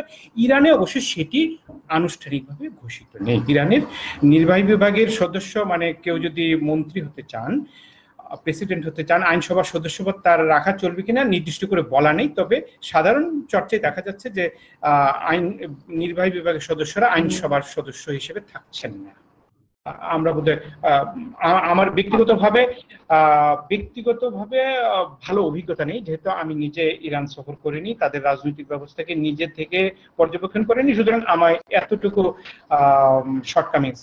আচ্ছা, একটা জিনিস আমি আপনাকে জিজ্ঞেস করি। হ্যাঁ, আমি আপনার পয়েন্টটা বুঝেছি। একটা জিনিস, এখন নির্বাহী বিভাগ যদি, তাহলে নির্বাহী বিভাগ তো আপনি দেখেন মূলত ড্রাইভিং সিটে থাকে নির্বাহী বিভাগ, এবং নির্বাহী বিভাগের যিনি প্রধান, রাষ্ট্রের পলিসি নির্ধারণ করা, তারপরে আপনার যাবতীয় স্টিয়ারিংটা তাদের হাতে থাকে, এবং এটা জনগণের ভোটে সরাসরি নির্বাচিত হতে হবে, তাই নাকি? এক্ষেত্রে যদি এক্ষেত্রে ইরান কি করে আর মার্কিন যুক্তরাষ্ট্র কি করে? জি, মার্কিন যুক্তরাষ্ট্রে তো দেখা যাচ্ছে প্রেসিডেন্ট নির্বাচিত হন, আর তিনি যাদেরকে তার মন্ত্রী হিসেবে নেন। আমরা আমাদের ব্রিটিশ মডেলে তাদেরকে মন্ত্রী বলি, আমেরিকান মডেলে সেখানেও পরিভাষা তারা বলতে ফেলেছে, তারা সেক্রেটারি বলেন। তো মার্কিন মন্ত্রীদেরকে মার্কিনীরা সেক্রেটারি বলেন, আর ব্রিটিশ মডেলে সেক্রেটারি একজন প্রশাসনিক কর্মকর্তা মাত্র। যাই হোক, তো এবং তারা তাদের স্থায়ী তারা এটাকে বলে স্পয়েল সিস্টেম, যে তাদের এই আমলাতন্ত্র পুরোপুরি বদলে যায়। বিশেষ করে উচ্চ স্তরের আমলারা বদলে যান, এবং তারা একজন সেক্রেটারি বা আমরা যাকে মন্ত্রী বলি তাকেও তারা আমলা বলেন। এটা তাদের নিজস্ব উদ্ভাবন, এটা করেছেন। আচ্ছা, এখন ইরানের সাথে মার্কিন যুক্তরাষ্ট্রের পার্থক্য হলো, মার্কিন যুক্তরাষ্ট্রে সেপারেশন অফ পাওয়ার খুব চমৎকার ভাবে বর্ণনা করা হয়েছে তাদের লিখিত সংবিধানে, এবং সেটা তারা চর্চা করেন। আইনসভার কোনো সদস্য নির্বাহী বিভাগের সদস্য হন না। যারা একমাত্র নির্বাচিত নির্বাহী ব্যক্তি বা নির্বাহী সদস্য তিনি হচ্ছেন প্রেসিডেন্ট, তিনি জনগণের ভোটে নির্বাচিত হচ্ছেন। সেখানে অবশ্য তাদের আরেকটি অথরিটি আছে, আমরা যেটাকে বলি ইলেকটোরাল কলেজ। সেই বিষয়টিও ইরানের প্রেক্ষাপটে তুলনা করার সুযোগ আছে, বোঝার বা বিশ্লেষণ করার সুযোগ আছে। যদি সুযোগ থাকে আমরা হয়তো কথা বলবো। তো ইরানে মার্কিন যুক্তরাষ্ট্রের প্রেসিডেন্ট নির্বাচনের জন্য যে আয়োজন, ইরানে লিডার অফ দি নেশন কে বাছাই করার ক্ষেত্রে ওই চর্চাটি তারা করে, কিন্তু সেখানে খুবই তাৎপর্যপূর্ণ পার্থক্য আছে। আমরা চাইলে সেটা হয়তো ব্যাখ্যা করতে পারি। আমার জানার আগ্রহ এখানে হলো লিডার অফ দ্য নেশন কি সরাসরি জনগণের ভোটে নির্বাচিত হন কিনা এবং ওনার হাতে যে ধরনের ক্ষমতা দেয়া আছে, এটা কিন্তু মানে টেকনিক্যালি একজন স্বৈর শাসকের হাতে যেরকম অ্যাবসলিউট ক্ষমতা থাকে বা একজন অ্যাবসলিউট মনার্কের হাতে যে ধরনের ক্ষমতা থাকে, একজন লিডার অফ দ্য নেশনের হাতে কিন্তু এই ধরনের অ্যাবসলিউট ক্ষমতা, তাকে চেক এন্ড ব্যালেন্স করার কোনো মেকানিজম ইরানে আছে কিনা, এবং জনগণের সরাসরি ভোটে নির্বাচিত প্রেসিডেন্ট যদি ওনার সাবঅর্ডিনেট হয় বা ওনার কাছে জবাবদিহি করতে বাধ্য হয়, সাংবিধানিকভাবে যদি তাকে এই ক্ষমতা দেয়া হয়, তাহলে তার মানে জবাবদিহিতাটা কার কাছে, এইটা কিন্তু বোঝা জরুরি। খুবই খুবই চমৎকার এবং তাৎপর্যপূর্ণ প্রশ্ন, এটা বোঝা উচিত। এখনো এটা জনপ্রিয় হয়নি ধারণাটি, এই জন্যই বোঝা উচিত। সেটা হলো ইরানের যিনি লিডার অফ দি নেশন, তার অবস্থানটি আধুনিক স্বেচ্ছাচারী শাসক, রাজা, মোনার্ক, অত যা যা বলি তার চেয়েও বেশি, থিওরিটিক্যালি তার চেয়ে বেশি। কিন্তু হ্যাঁ, কিভাবে তিনি তার আসনে আসীন হন এটি বোঝার দরকার আছে। প্রথম কথা হচ্ছে, ইরানের এখন যিনি লিডার অফ দি নেশন, তিনি মাত্র এই পদে দ্বিতীয় ব্যক্তি। এই পদের প্রথম ব্যক্তি ছিলেন ইরানি বিপ্লবের প্রতিষ্ঠাতা রুহুল্লাহ মুসাবি খোমেনি, ইমাম খোমেনি নামে যাকে শ্রদ্ধা করা হয়। ইমাম খোমেনি তাদের লিডার অফ দি নেশন, এবং 1979 সালে ইরান যে সংবিধানটি গ্রহণ করেছিল, সেই সংবিধানটিতে লিডার অফ দি নেশনকে নিয়ন্ত্রণ করার জন্য, অথবা লিডার অফ দি নেশন আইনগতভাবে কোনো কর্তৃপক্ষের সাথে, কারোর সাথে, কোনো ব্যক্তি বা প্রতিষ্ঠানের সাথে কথা বলবেন কিনা, পরামর্শ করবেন কিনা, পরামর্শ করতে বাধ্য কিনা, এরকম কোনো নির্দেশনা প্রথম সংবিধানে ছিল না। 10 বছরের চর্চার সূত্রে, এবং এটা খুবই তাৎপর্যপূর্ণ যে ইমাম খোমেনি ইরানি বিপ্লবের অবিসংবাদিত নেতা এবং মূল ব্যক্তিত্ব, তিনি তার জীবনকালে তার নিজের চর্চার সূত্রে লিডার অফ দি নেশনের এই যে জবাবদিহিতার ঊর্ধ্বে থাকার অবস্থানটিকে সাংবিধানিক কাঠামোর আওতায়, নিয়ম নৈতিকতার আইন কাঠামোর আওতায় এনেছেন। এবং তার পরামর্শে সেখানে আরো একটি, আমরা যেটাকে চতুর্থ সাংবিধানিক কর্তৃপক্ষ বলছি, সেই কর্তৃপক্ষটি তৈরি হয়েছিল। প্রথম সংবিধানে 3টি কর্তৃপক্ষ ছিল। প্রথম সংবিধানে ছিল লিডার অফ দি নেশন, মজলিস এবং গার্ডিয়ান কাউন্সিল। আর এই 89 সংবিধানে যে নতুন কর্তৃপক্ষটি হলো, সেটার নাম করা হলো জাতির জরুরি পরিষদ, নেশনস এক্সিজেন্সি কাউন্সিল। এটাকে তারা তাদের ফার্সি উচ্চারণে তারা বলে মজলিসে তাশখিসে মাসলেহাতে নিজাম, মজলিসে তাশখিসে মাসলেহাতে নিজাম। ইংলিশে বলা হয় নেশনস এক্সিজেন্সি কাউন্সিল, বাংলায় বলতে পারি জাতির জরুরি পরিষদ। এরকম একটি পরিষদ ইমাম খোমেনি তার নিজের জীবনকালে, নিজের অভিজ্ঞতা থেকে গঠন করে গেছেন, এবং তার অস্তিত্বকালে দ্বিতীয় সংবিধানটি গৃহীত হয়েছে। সেই অথরিটিটি লিডার অফ দি নেশনকে নিয়ন্ত্রণ করে, লিডার অফ দি নেশনকে নিয়োগ করে এবং তাকে নিয়ন্ত্রণ করে। তাহলে লিডার অফ দি নেশন কি সরাসরি জনগণের দ্বারা নির্বাচিত? না, লিডার অফ দি নেশন জনগণের দ্বারা নির্বাচিত নয়। লিডার অফ দি নেশনকে নির্বাচন করে তাদের একটি সাংবিধানিক কর্তৃপক্ষ, সেটাকে বলা হচ্ছে বিশেষজ্ঞ পরিষদ। তাদের সংবিধানের 108 নম্বর অনুচ্ছেদে এটা বলা হয়েছে মজলিসে খুবরা। এটা সদস্য সংখ্যা কত এবং তারা কিভাবে নির্ধারিত হয়? আচ্ছা, হ্যাঁ, ওই যে বিশেষজ্ঞ পরিষদের সদস্য সংখ্যা নির্দিষ্ট করে বলা হয়নি সংবিধানে। আমার কাছে এই যেটি অভিভাবক পরিষদের সদস্য 12 জন, বিশেষজ্ঞ পরিষদের সদস্য সংখ্যা কত সংবিধানে আমি নির্দিষ্ট করে পাইনি, এটা জানা উচিত। 88 জন বা এরকম। এটা কি সর্বশেষ 88 হলো না শুরুতে 88 হলো, এই তথ্যটি আমার কাছে নাই। আমরা ধরে নিই 88 জন সদস্য।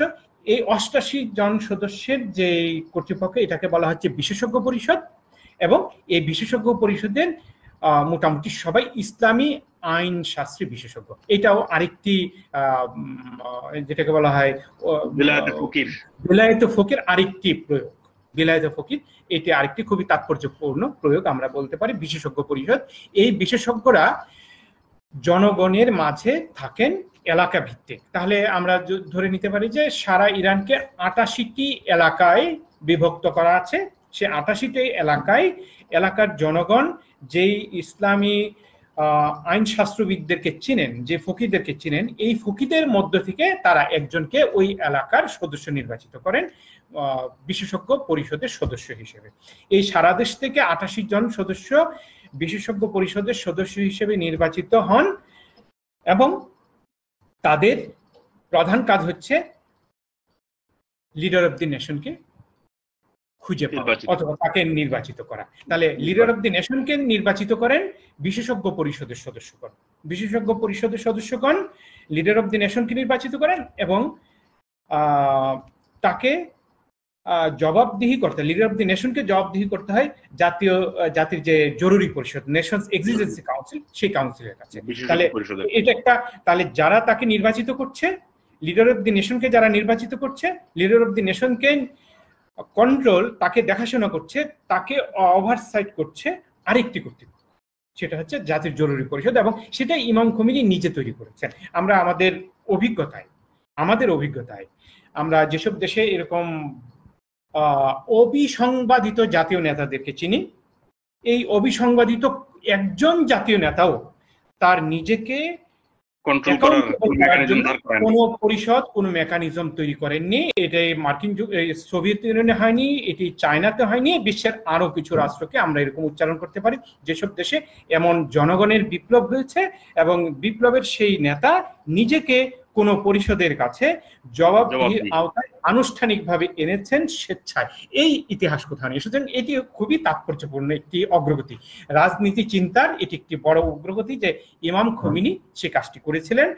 যারা তাকে নির্বাচিত করছেন তাকে নিয়ন্ত্রণ করবে আরেকটি কর্তৃপক্ষ।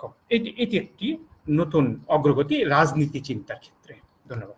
আচ্ছা, আমি পরের প্রশ্নটাতে যাই। আমরা তো অনেকক্ষণ কথা বলেছি, সেটা হচ্ছে রাজনৈতিক দল। ইরানের রাজনৈতিক দল কিভাবে আছে কিনা, থাকলে কিভাবে আছে, এবং বিরোধী মত সেখানে কিভাবে চর্চা হয়, বা বিরোধী দলের কোনো অস্তিত্ব আছে কিনা? ধন্যবাদ। এটা একটি ভালো প্রশ্ন। সাধারণ বিবেচনা এটা বোঝার জন্য একটি গুরুত্বপূর্ণ প্রশ্ন, কারণ তথাকথিত আধুনিক রাজনৈতিক চিন্তা, রাষ্ট্র ব্যবস্থা এবং সভ্যতা কার্যত, খুব ভেতর থেকে যদি আমরা বুঝি, কার্যত প্রতিটি জনগোষ্ঠীকে ভেতর থেকে বহুদা খণ্ডিত করেছে, দ্বিখণ্ডিত নয়, বহুদা খণ্ডিত করেছে, এবং এই বহুদা খণ্ডনের প্রাতিষ্ঠানিক নাম হচ্ছে রাজনৈতিক ব্যবস্থা, রাজনৈতিক দল ব্যবস্থা।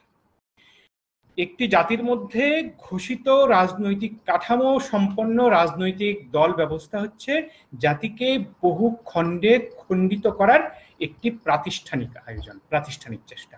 এবং রাজনীতি বিজ্ঞানের ছাত্র হিসেবে আমি বোধহয় খুব সুনির্দিষ্টভাবে এই তথাকথিত আধুনিক সভ্যতার খুবই ক্ষতিকর একটি প্রচেষ্টার নাম যে রাজনৈতিক দল ব্যবস্থা, এটাকে আমি আজকে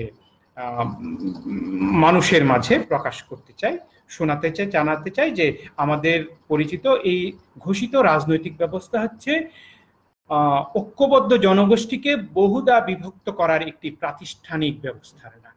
এবং ইরানে ওরকম একটি রাজনৈতিক দল শুরু থেকে ছিল। সেই রাজনৈতিক দলটির নাম হচ্ছে ইসলামিক রিপাবলিকান পার্টি। এই ইসলামিক রিপাবলিকান পার্টি, এটাকে তারা বলছে হেজবে জমহুরিয়ে ইসলামী, হেজবে জমহুরিয়ে ইসলামী।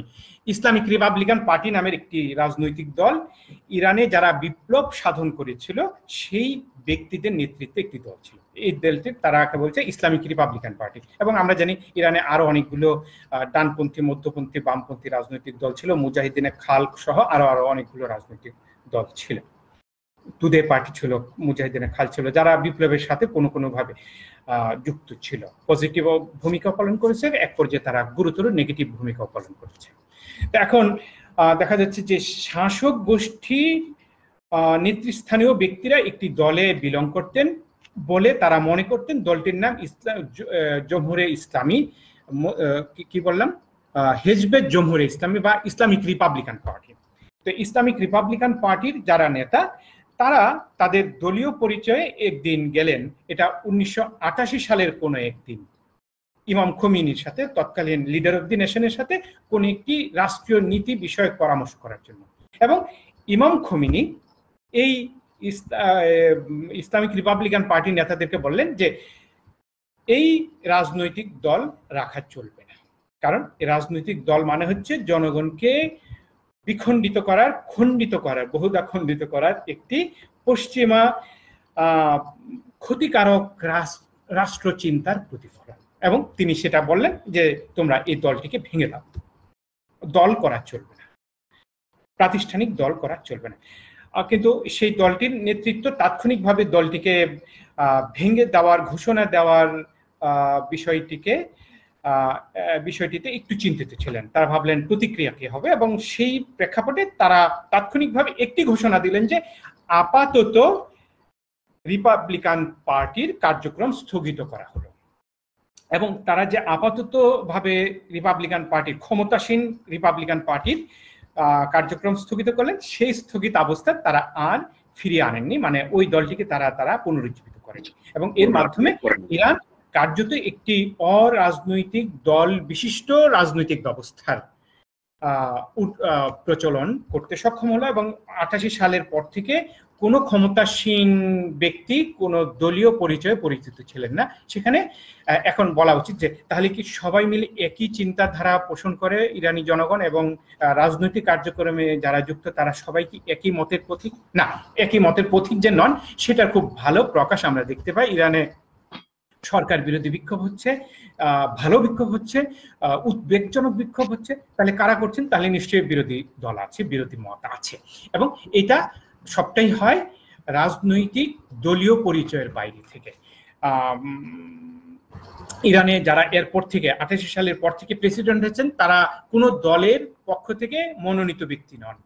ইরানে আইনসভায় যারা নির্বাচিত হয়েছেন, ইরানের বিশেষজ্ঞ পরিষদে যারা নির্বাচিত হয়েছেন, তারা কেউ একজনও তাদের কোনো দলীয় পরিচয়কে সামনে রাখেননি, তারা কেউ পরিচিত নন দলীয়ভাবে। তবে সাধারণ আমরা পশ্চিমা চিন্তাধারার বিবেচনায় ওখানে বলি যে তাদের মধ্যে কাউকে আমরা কনজারভেটিভ বলতে পারি, কাউকে একটু উদার বলতে পারি, এবং এইভাবে কিন্তু আমরা চিহ্নিত করছি। আমি একটু আগেও একটি রিপোর্ট দেখছিলাম যেখানে কাউকে মডারেট বলা হচ্ছে, কাউকে রাইটিস্ট বলা হচ্ছে, এক্সট্রিমিস্ট বলা হচ্ছে, এটা আছে। কিন্তু রাজনৈতিক দলীয় পরিচয় কেউ এখন পরিচিত নয়। এবং এইটা বোধহয় বলা উচিত যে পুরো নীতিগতভাবে, তত্ত্বগতভাবে পুরো জাতিকে ঐক্যবদ্ধ রাখার এটি একটি চমৎকার নতুন রাজনৈতিক বিবেচনা, রাষ্ট্রতত্ত্ব, যে এই তথাকথিত আধুনিক রাজনৈতিক ব্যবস্থা আমাদেরকে এই তথ্য দিতে পারেনি। ইরান আমাদেরকে সেটি দিয়েছে যে রাজনৈতিক দল মানে হচ্ছে প্রাতিষ্ঠানিকভাবে জনগণকে খণ্ডিত করার, বহুদা বিভক্ত করার প্রক্রিয়া, এবং তারা সেটি থেকে মুক্ত হয়েছে, মুক্তভাবে তারা চলছে। কিন্তু তাদের মধ্যে রাজনৈতিক বিবেচনায় বিরোধ আছে।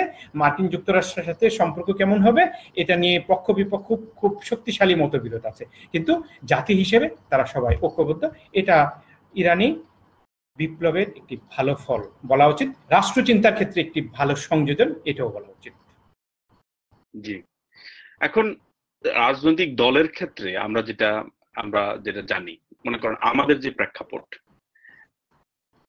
ইরানের অবস্থাটা তো একটা বিপ্লব করার মধ্য দিয়ে একটা ইউনিফাইড ঐক্যবদ্ধ সিস্টেম দাঁড় করানোর আইডিয়া, এবং যিনি এটা তাত্ত্বিক ছিলেন উনি জীবিত ছিলেন এক লম্বা সময়, ঠিক আছে। আমাদের এখানে তো এরকম বিপ্লব উত্তর এরকম চেষ্টা ছিল, কিন্তু রাজনৈতিক দল আমাদের এখানে এখন ফাংশন করছে। সেই জায়গা থেকে কি আমাদেরকে কি এরকম সিস্টেম পেতে হলে আর একটা বিপ্লবের ভিতর দিয়ে যেতে হবে? আপনার কাছে কি মনে হয়? আর এটার সাথে এটা তো একটা প্র্যাকটিক্যাল কোয়েশ্চেন আর কি।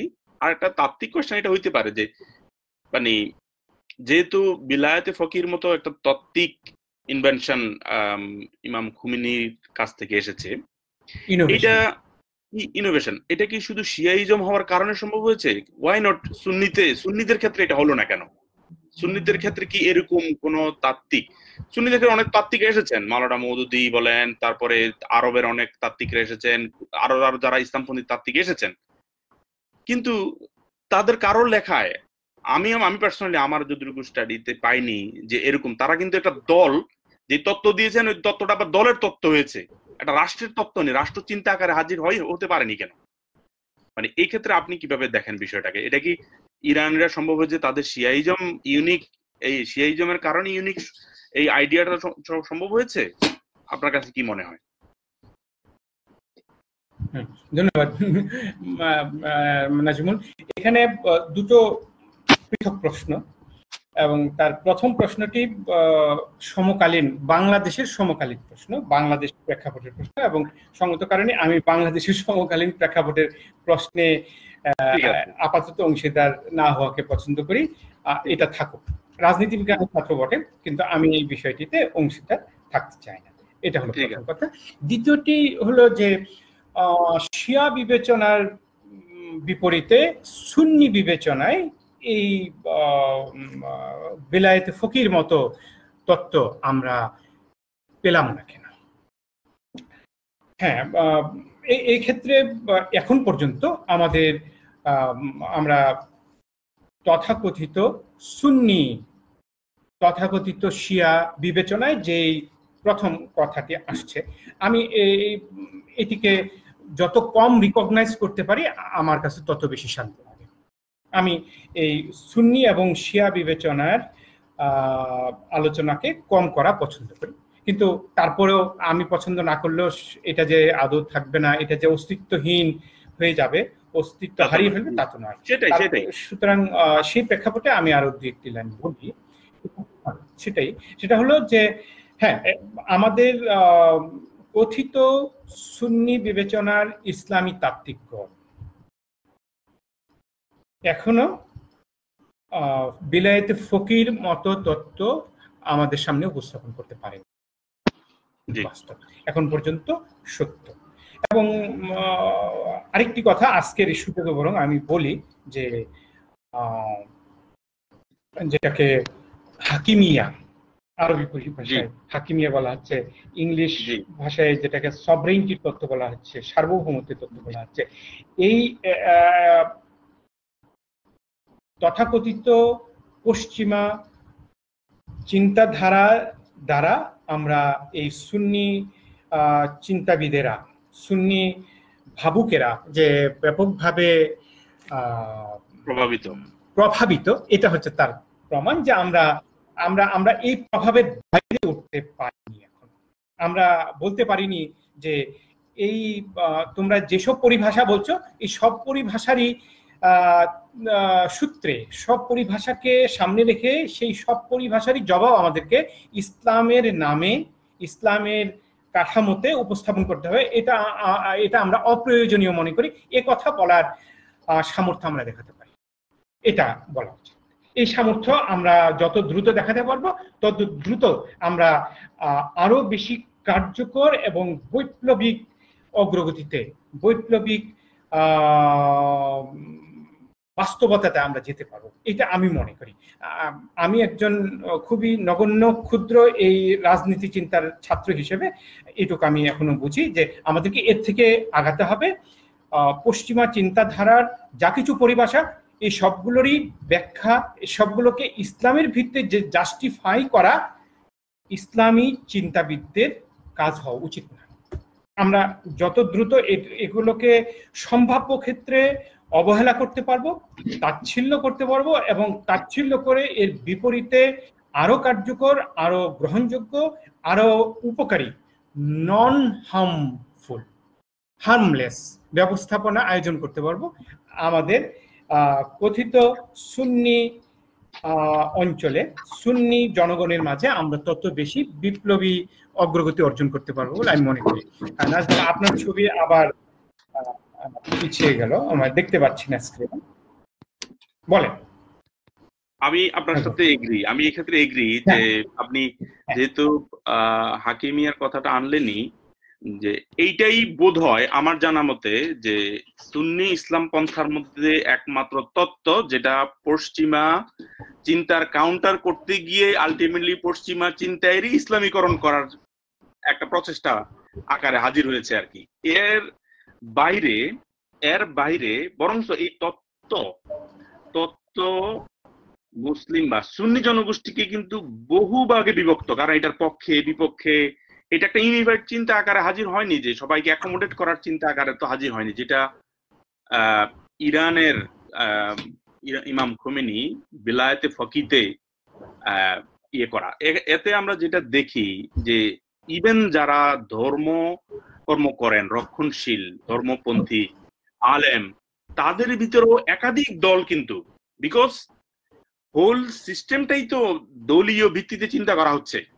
দলীয় সিস্টেমের বাইরে গিয়ে হোল জাতিকে নিয়ে চিন্তা করার এফোর্টটাই আমাদের সুন্নি হওয়া। আচ্ছা, এটা হয়নি হচ্ছে এটা একটা বাস্তব কথা। দ্বিতীয় কথা, এটা হয়তো আমরা ইংলিশ সিস্টেমে রুলড হওয়ার কারণে, বিশেষ করে কলোনিয়াল সিস্টেম আমাদের এখানে প্রতিষ্ঠিত হওয়ার কারণেই বোধ হয় আমরা এর বাইরে আর চিন্তা করতে পারিনি। কাঠামোগতভাবে যে আমরা এখনো ইউরোপিয়ান সিস্টেম, ইউরোপিয়ান ইনস্টিটিউশন এর ভিতরেই বসবাস করছি। এটা ইংরেজ চলে যাওয়ার পরে পাকিস্তান আমল, পাকিস্তান হওয়ার পরে বাংলাদেশ আমল, একই সিস্টেম কিন্তু একটা কন্টিনিউ চলছে। শুধু শাসকের জায়গায় নতুন নতুন লোক এসেছে, কিন্তু system remains.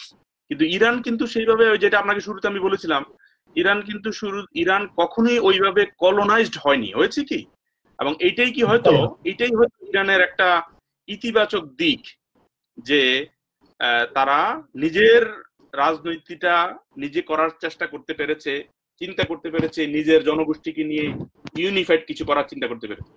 But having said that, আমাদের কিন্তু আরেকটা উদাহরণ আছে, সেটা হচ্ছে তুরস্ক কিন্তু ডাইরেক্টলি কলোনাইজড হয়নি। তা সত্ত্বেও সেখানে যে পলিটিক্যাল ডেভেলপমেন্ট, এটা কিন্তু ইউরোপের কপি পেস্টই হলো কিন্তু। এবং এজ এ রেজাল্ট মানে তুরস্ক কিন্তু বিকল্প রাজনীতি, বিকল্প রাষ্ট্রনৈতিক চিন্তা কি আর হাজির করতে পেরেছে? পারেনি কিন্তু। সেই ক্ষেত্রে আমাদের এখানে জনগোষ্ঠীতে এখন আমরা যেটা দেখি, লেফট রাইটের দ্বন্দ্ব, সেকুলার লিবারেলের দ্বন্দ্ব, ইসলামপন্থী অ ইসলামপন্থীর যে দ্বন্দ্ব, এইটা মীমাংসার একমাত্র রাস্তা হতে পারে আমার মতে, একমাত্র আমি বুঝি আর কি, যে এমন একটা ইউনিফাইড রাষ্ট্র মেকানিজম চিন্তা করা, একটা রাষ্ট্রনৈতিক চিন্তা হাজির করা, যেটা বিয়ন্ড পলিটিক্যাল পার্টিজান পলিটিক্যাল ইয়ার বাইরে গিয়ে, যেখানে অ্যাকোমোডেটিভ ইনস্টিটিউশন যেটা আমরা ইয়া থেকে পেলাম, এটাই হয়তো আমাদের আজকের আলোচনা থেকে আমরা নিতে পারি, যে কিভাবে একটা ইউনিফাইড রাষ্ট্র চিন্তা হাজির করা যায়। এটা এখন আমরা আলোচনা একটু শেষ পর্যায়ে চলে এসেছি। আমি দেখবো, আমি আপনার সাথে আলোচনা করার পাশাপাশি যদি কারোর আমি এইখানে আরো দুইটা লাইন যোগ করি, কথা শেষ দুইটা লাইন। সেটা হলো যে এই আপনি অ্যাড করেন, আমার আরেকটা প্রশ্ন আছে, তারপরে আমি দেখি যদি কারো কোনো প্রশ্ন থাকে, আমরা অডিয়েন্স থেকে প্রশ্ন নিব, যদি কারো স্পেসিফিক প্রশ্ন থাকে। আমি রিকোয়েস্ট করছি যারা দেখছেন তারা যদি কোনো প্রশ্ন করতে চান করতে পারেন, আর আপনি অ্যাড করেন। দেন আমার যে দুটো লাইন যোগ করতে, সেটা হলো যে প্রথমে আমি বলেছি যে ওই শিয়া সুন্নি বিবেচনার ঊর্ধ্বে উঠা আমাদের মুসলিম হিসেবে মৌলিক দায়িত্বের অংশ, এটি এক। আর এগিয়ে যাবার জন্য আমি যেটা মনে করি সেটা হলো এই হাকিমিয়া প্রশ্ন আর দলীয় পরিচিতির প্রশ্ন, হাকিমিয়া এবং এই দলীয় পরিচিতির প্রশ্নের বাইরে গিয়ে কোরআনিক টেক্সটে যে কথা বারবার বলা হয়েছে সেটা হচ্ছে আমলে সালেহ, আল্লাযিনা আমানু আমিলুস সালিহা, এতে অসংখ্যবার বলা হচ্ছে। আমি সংখ্যাটা বলতে পারি, আমি এক জায়গায় নোট করে রেখেছি। এই আল্লাযিনা আমানু আমিলুস সালিহা, আর এই একই কথা কিন্তু ওই দাওয়াতের প্রশ্নে বলা হয়েছে। প্রথম দাওয়াতের যে কোরআনিক টেক্সট, এটা হচ্ছে সেটা উদু ইলা সাবিলি রাব্বিকা বিল হিকমাতি ওয়াল মাউইজাতিল হাসানা ওয়াজাদিলহুম বিল্লাতি হিয়া আহসান। এটা হলো বেসিক দাওয়াত বিষয়ক বেসিক কথা, যেখানে বলা হচ্ছে উদু ইলা সাবিলি রাব্বিকা, সাবিলি রাব্বিকা, সাবিলিল্লাহ না, আল্লাহর যে কোরআনিক টেক্সট উদু ইলা সাবিলি রাব্বিকা। আর সাবিলি রাব্বিকার তাৎপর্য বিষয়ে কখনো হয়তো আলোচনা করা দরকার, কারণ রাব্বিকা মানে হচ্ছে ওই যে রবের কাজ। তাহলে রবের কাজের দিকে, রবের পথের দিকে, রবের কাজ হচ্ছে এই ওই যে কেয়ার টেকিং, দেখাশোনা করা। কার দেখাশোনা করা? এভরিবডি, সবার সবার দেখা এইটা হলো। জি, হ্যালো, ও আমিলা সালিহান। তাহলে আমরা আমাদের মধ্যে খুবই তৃপ্তি এবং তুষ্টির সাথে দেখি যে আমরা অনেকে দাঈ ইলাল্লাহ বলি নিজেদেরকে, কিন্তু আমরা যারা নিজেদেরকে দাঈ ইলাল্লাহ বলি, আমরা একজন আমিলা সালিহান অংশের অংশীদার হতে চাই না, রাজি না। কারণ আমিলা সালিহা কি সেটার সংজ্ঞা খুব স্পষ্ট। আমি শুধু এটুকু বলতে চাই যে যা কিছু মানুষের জন্য কল্যাণকর হলো আমলে কল্যাণকর, সেটা আমলে চলে। রাসূল সাল্লাল্লাহু আলাইহি সাল্লাম যে ওই সকালে উঠে ওই রাস্তায় কাটা বিছানো কাটাগুলো সরিয়ে দিতেন, এটা কোনো মুমিনের জন্য নয়, এটা সবার জন্য ছিল। রাসূল যখন বলছেন যে রাস্তা থেকে ওই পিছলে যেতে পারে বা পায়ে কাটা লাগতে পারে এমন জিনিস যারা করে, সেটা একটি আমলে সালেহ। এই যে রাসূলের যে প্র্যাকটিস সাল্লাল্লাহু আলাইহি সাল্লাম, তার যে প্র্যাকটিস, এইটা কিন্তু শিখায়, এটার যে স্পিরিট, এটার মর্মটা হচ্ছে মানুষকে কাজ করতে হবে, মানে যারা দাঈ ইলাল্লাহ তাদেরকে কাজ করতে হবে মানুষের কল্যাণে। কিন্তু আমরা শুধু থিওরিটিক্যালি দাঈ ইলাল্লাহ হতেই পছন্দ করি, ও আমিলা সালিহান বলি না। আমান আহসানু কাওলাম মিম্মান দাআ ইলাল্লাহ ওয়া আমিলা সালিহান, ওই আমলে সালেহ করার জন্য, মানে মানুষের কল্যাণকর কাজ যে যেখানে আছি যতটুকু পারি সামর্থ্য অনুযায়ী করা, এটা করি না। তো এখন ওই রাজনীতির সাথে, রাজনৈতিক তত্ত্বের সাথে এবং রাজনৈতিক বাস্তবতায় এগিয়ে যাওয়ার ক্ষেত্রে এই ধারণাটা খুব গুরুত্বপূর্ণ।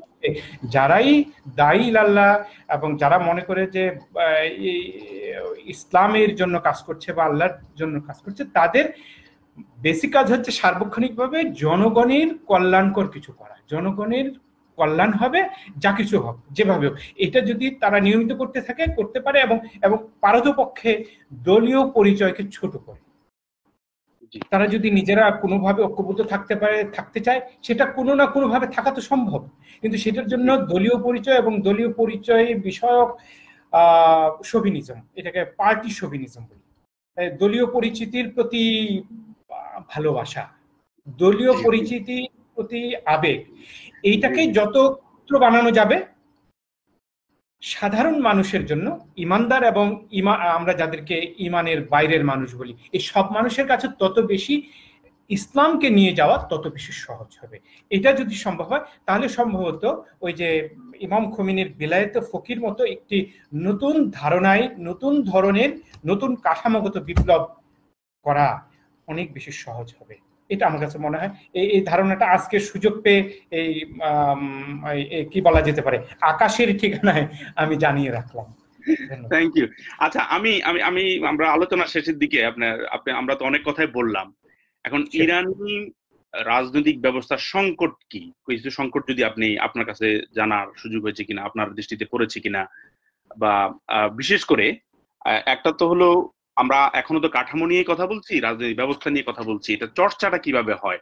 যদি আরো কোনো একটা প্রোগ্রামের সুযোগ হয়, ইরানে বসবাস করে এরকম কাউকে যদি আমি পাই, আমরা চেষ্টা করব তাদের থেকে শোনার জন্য। আপনার গবেষণায় বা আপনি যদি আপডেটেড থাকেন যে ইরানি রাষ্ট্র ব্যবস্থার সংকট কিছু যদি আপনার চোখে পড়ে থাকে, যে এইটা আপনার কাছে মনে হচ্ছে এটা একটা সংকট। আচ্ছা, ধন্যবাদ নাজমুল। এটা একটা গুরুত্বপূর্ণ এবং প্রয়োজনীয় প্রশ্ন সময়ের জন্য, কিন্তু আমি এই প্রশ্নটির মানে ন্যায্যতাপূর্ণ জবাব দেওয়ার যোগ্যতা রাখি কিনা এই বিষয়ে আমার সন্দেহ আছে, তবু আমি একটু বলি। সেটা হলো যে এই যে সর্বশেষ যে রাজনৈতিক চর্চা হলো ইরানের প্রেসিডেন্সিয়াল ইলেকশন হলো, আমরা নীতিগতভাবে ইরানের যে ওই যে আমরা বলেছিলাম যে মজলিসে কি ওটার নাম তারা কি দিল, শুরাই নিগাবান, তারা নাম দিচ্ছে শুরাই নিগাবান, অভিভাবক পরিষদ, গার্ডিয়ান কাউন্সিল। হ্যাঁ, নীতিগতভাবে এটা খুবই ভালো, অনেক ক্ষেত্রে অনেক কিছু ভালো করেছে। তো এই অথরিটির দুটো নিয়মিত কাজ আছে। এই অথরিটির একটি নিয়মিত কাজ হলো তারা আইনসভার সার্বক্ষণিক পর্যবেক্ষক, তারা আইনসভাকে ফলো করেন। আইনসভায় যেসব আইন তৈরি হচ্ছে সেই আইনগুলোকে তারা যাচাই বাছাই করেন সংবিধান এবং ইসলামী শরিয়ার প্রেক্ষাপটে। সংবিধান এবং ইসলামী শরিয়ার প্রেক্ষাপটে যদি সমস্যা না থাকে তারা সেগুলোকে অনুমোদন করেন এবং তারপরে সেটা আইনে পরিণত হয়। তারা এই পর্যবেক্ষণ করার জন্য কতদিন সময় নেবেন, তারা ইচ্ছামতো হাতে আটকে রাখতে পারবেন কিনা, এই বিষয়ক সুনির্দিষ্ট কথা আছে, বিধান আছে, যেন তারা আবার স্বেচ্ছাচারিতা দেখাবার সুযোগ না পান। তাদেরকে সেটা ছেড়ে দিতে হয় এবং তারা একটি যথেষ্ট পরিশ্রম সাধ্য কাজ এই অথরিটি নিয়মিত করে থাকেন। মানে আইনসভার সব আইনকে তারা নিয়মিত পর্যবেক্ষণ করেন এবং সেগুলোকে তারা নির্দিষ্ট সময় কাঠামোর মধ্যে সেগুলোর বিষয়ে তাদের মতামত দেন। যদি নেতিবাচক হয় তারা ফেরত পাঠান, সেখানে কেন নেতিবাচক সেই ব্যাখ্যা তাদেরকে দিতে হয়। তার মানে তারা বলল যে এটা নেতিবাচক, এটা যথেষ্ট নয়, তাদেরকে বলতে হবে কেন নেতিবাচক, এই ব্যাখ্যা দিতে হবে। আর যদি নেতিবাচক না হয় সেটা পাশ হয়ে যাচ্ছে, এটা তারা করছে, এটা হলো তাদের। আচ্ছা, এই ক্ষেত্রে আইনের ক্ষেত্রে আরেকটি পয়েন্ট বলা উচিত যে যদি আইনটি ইসলামী শরিয়া বিষয়ক হয় তাহলে সে আইনের বিষয়ে এই অভিভাবক পরিষদের যে 6 জন ফকি সদস্য আছেন, এই 6 জন ফকি সদস্য শরিয়া বিষয়ক আইনের বিষয়ে মতামত দেবে এবং 6 জনের মধ্যে 4 জন যদি ইতিবাচক মত দেয় তাহলে সেটা পাশ হবে, তা না হলে সেটা পাশ হয় না। এটা একটা বিষয় বলা।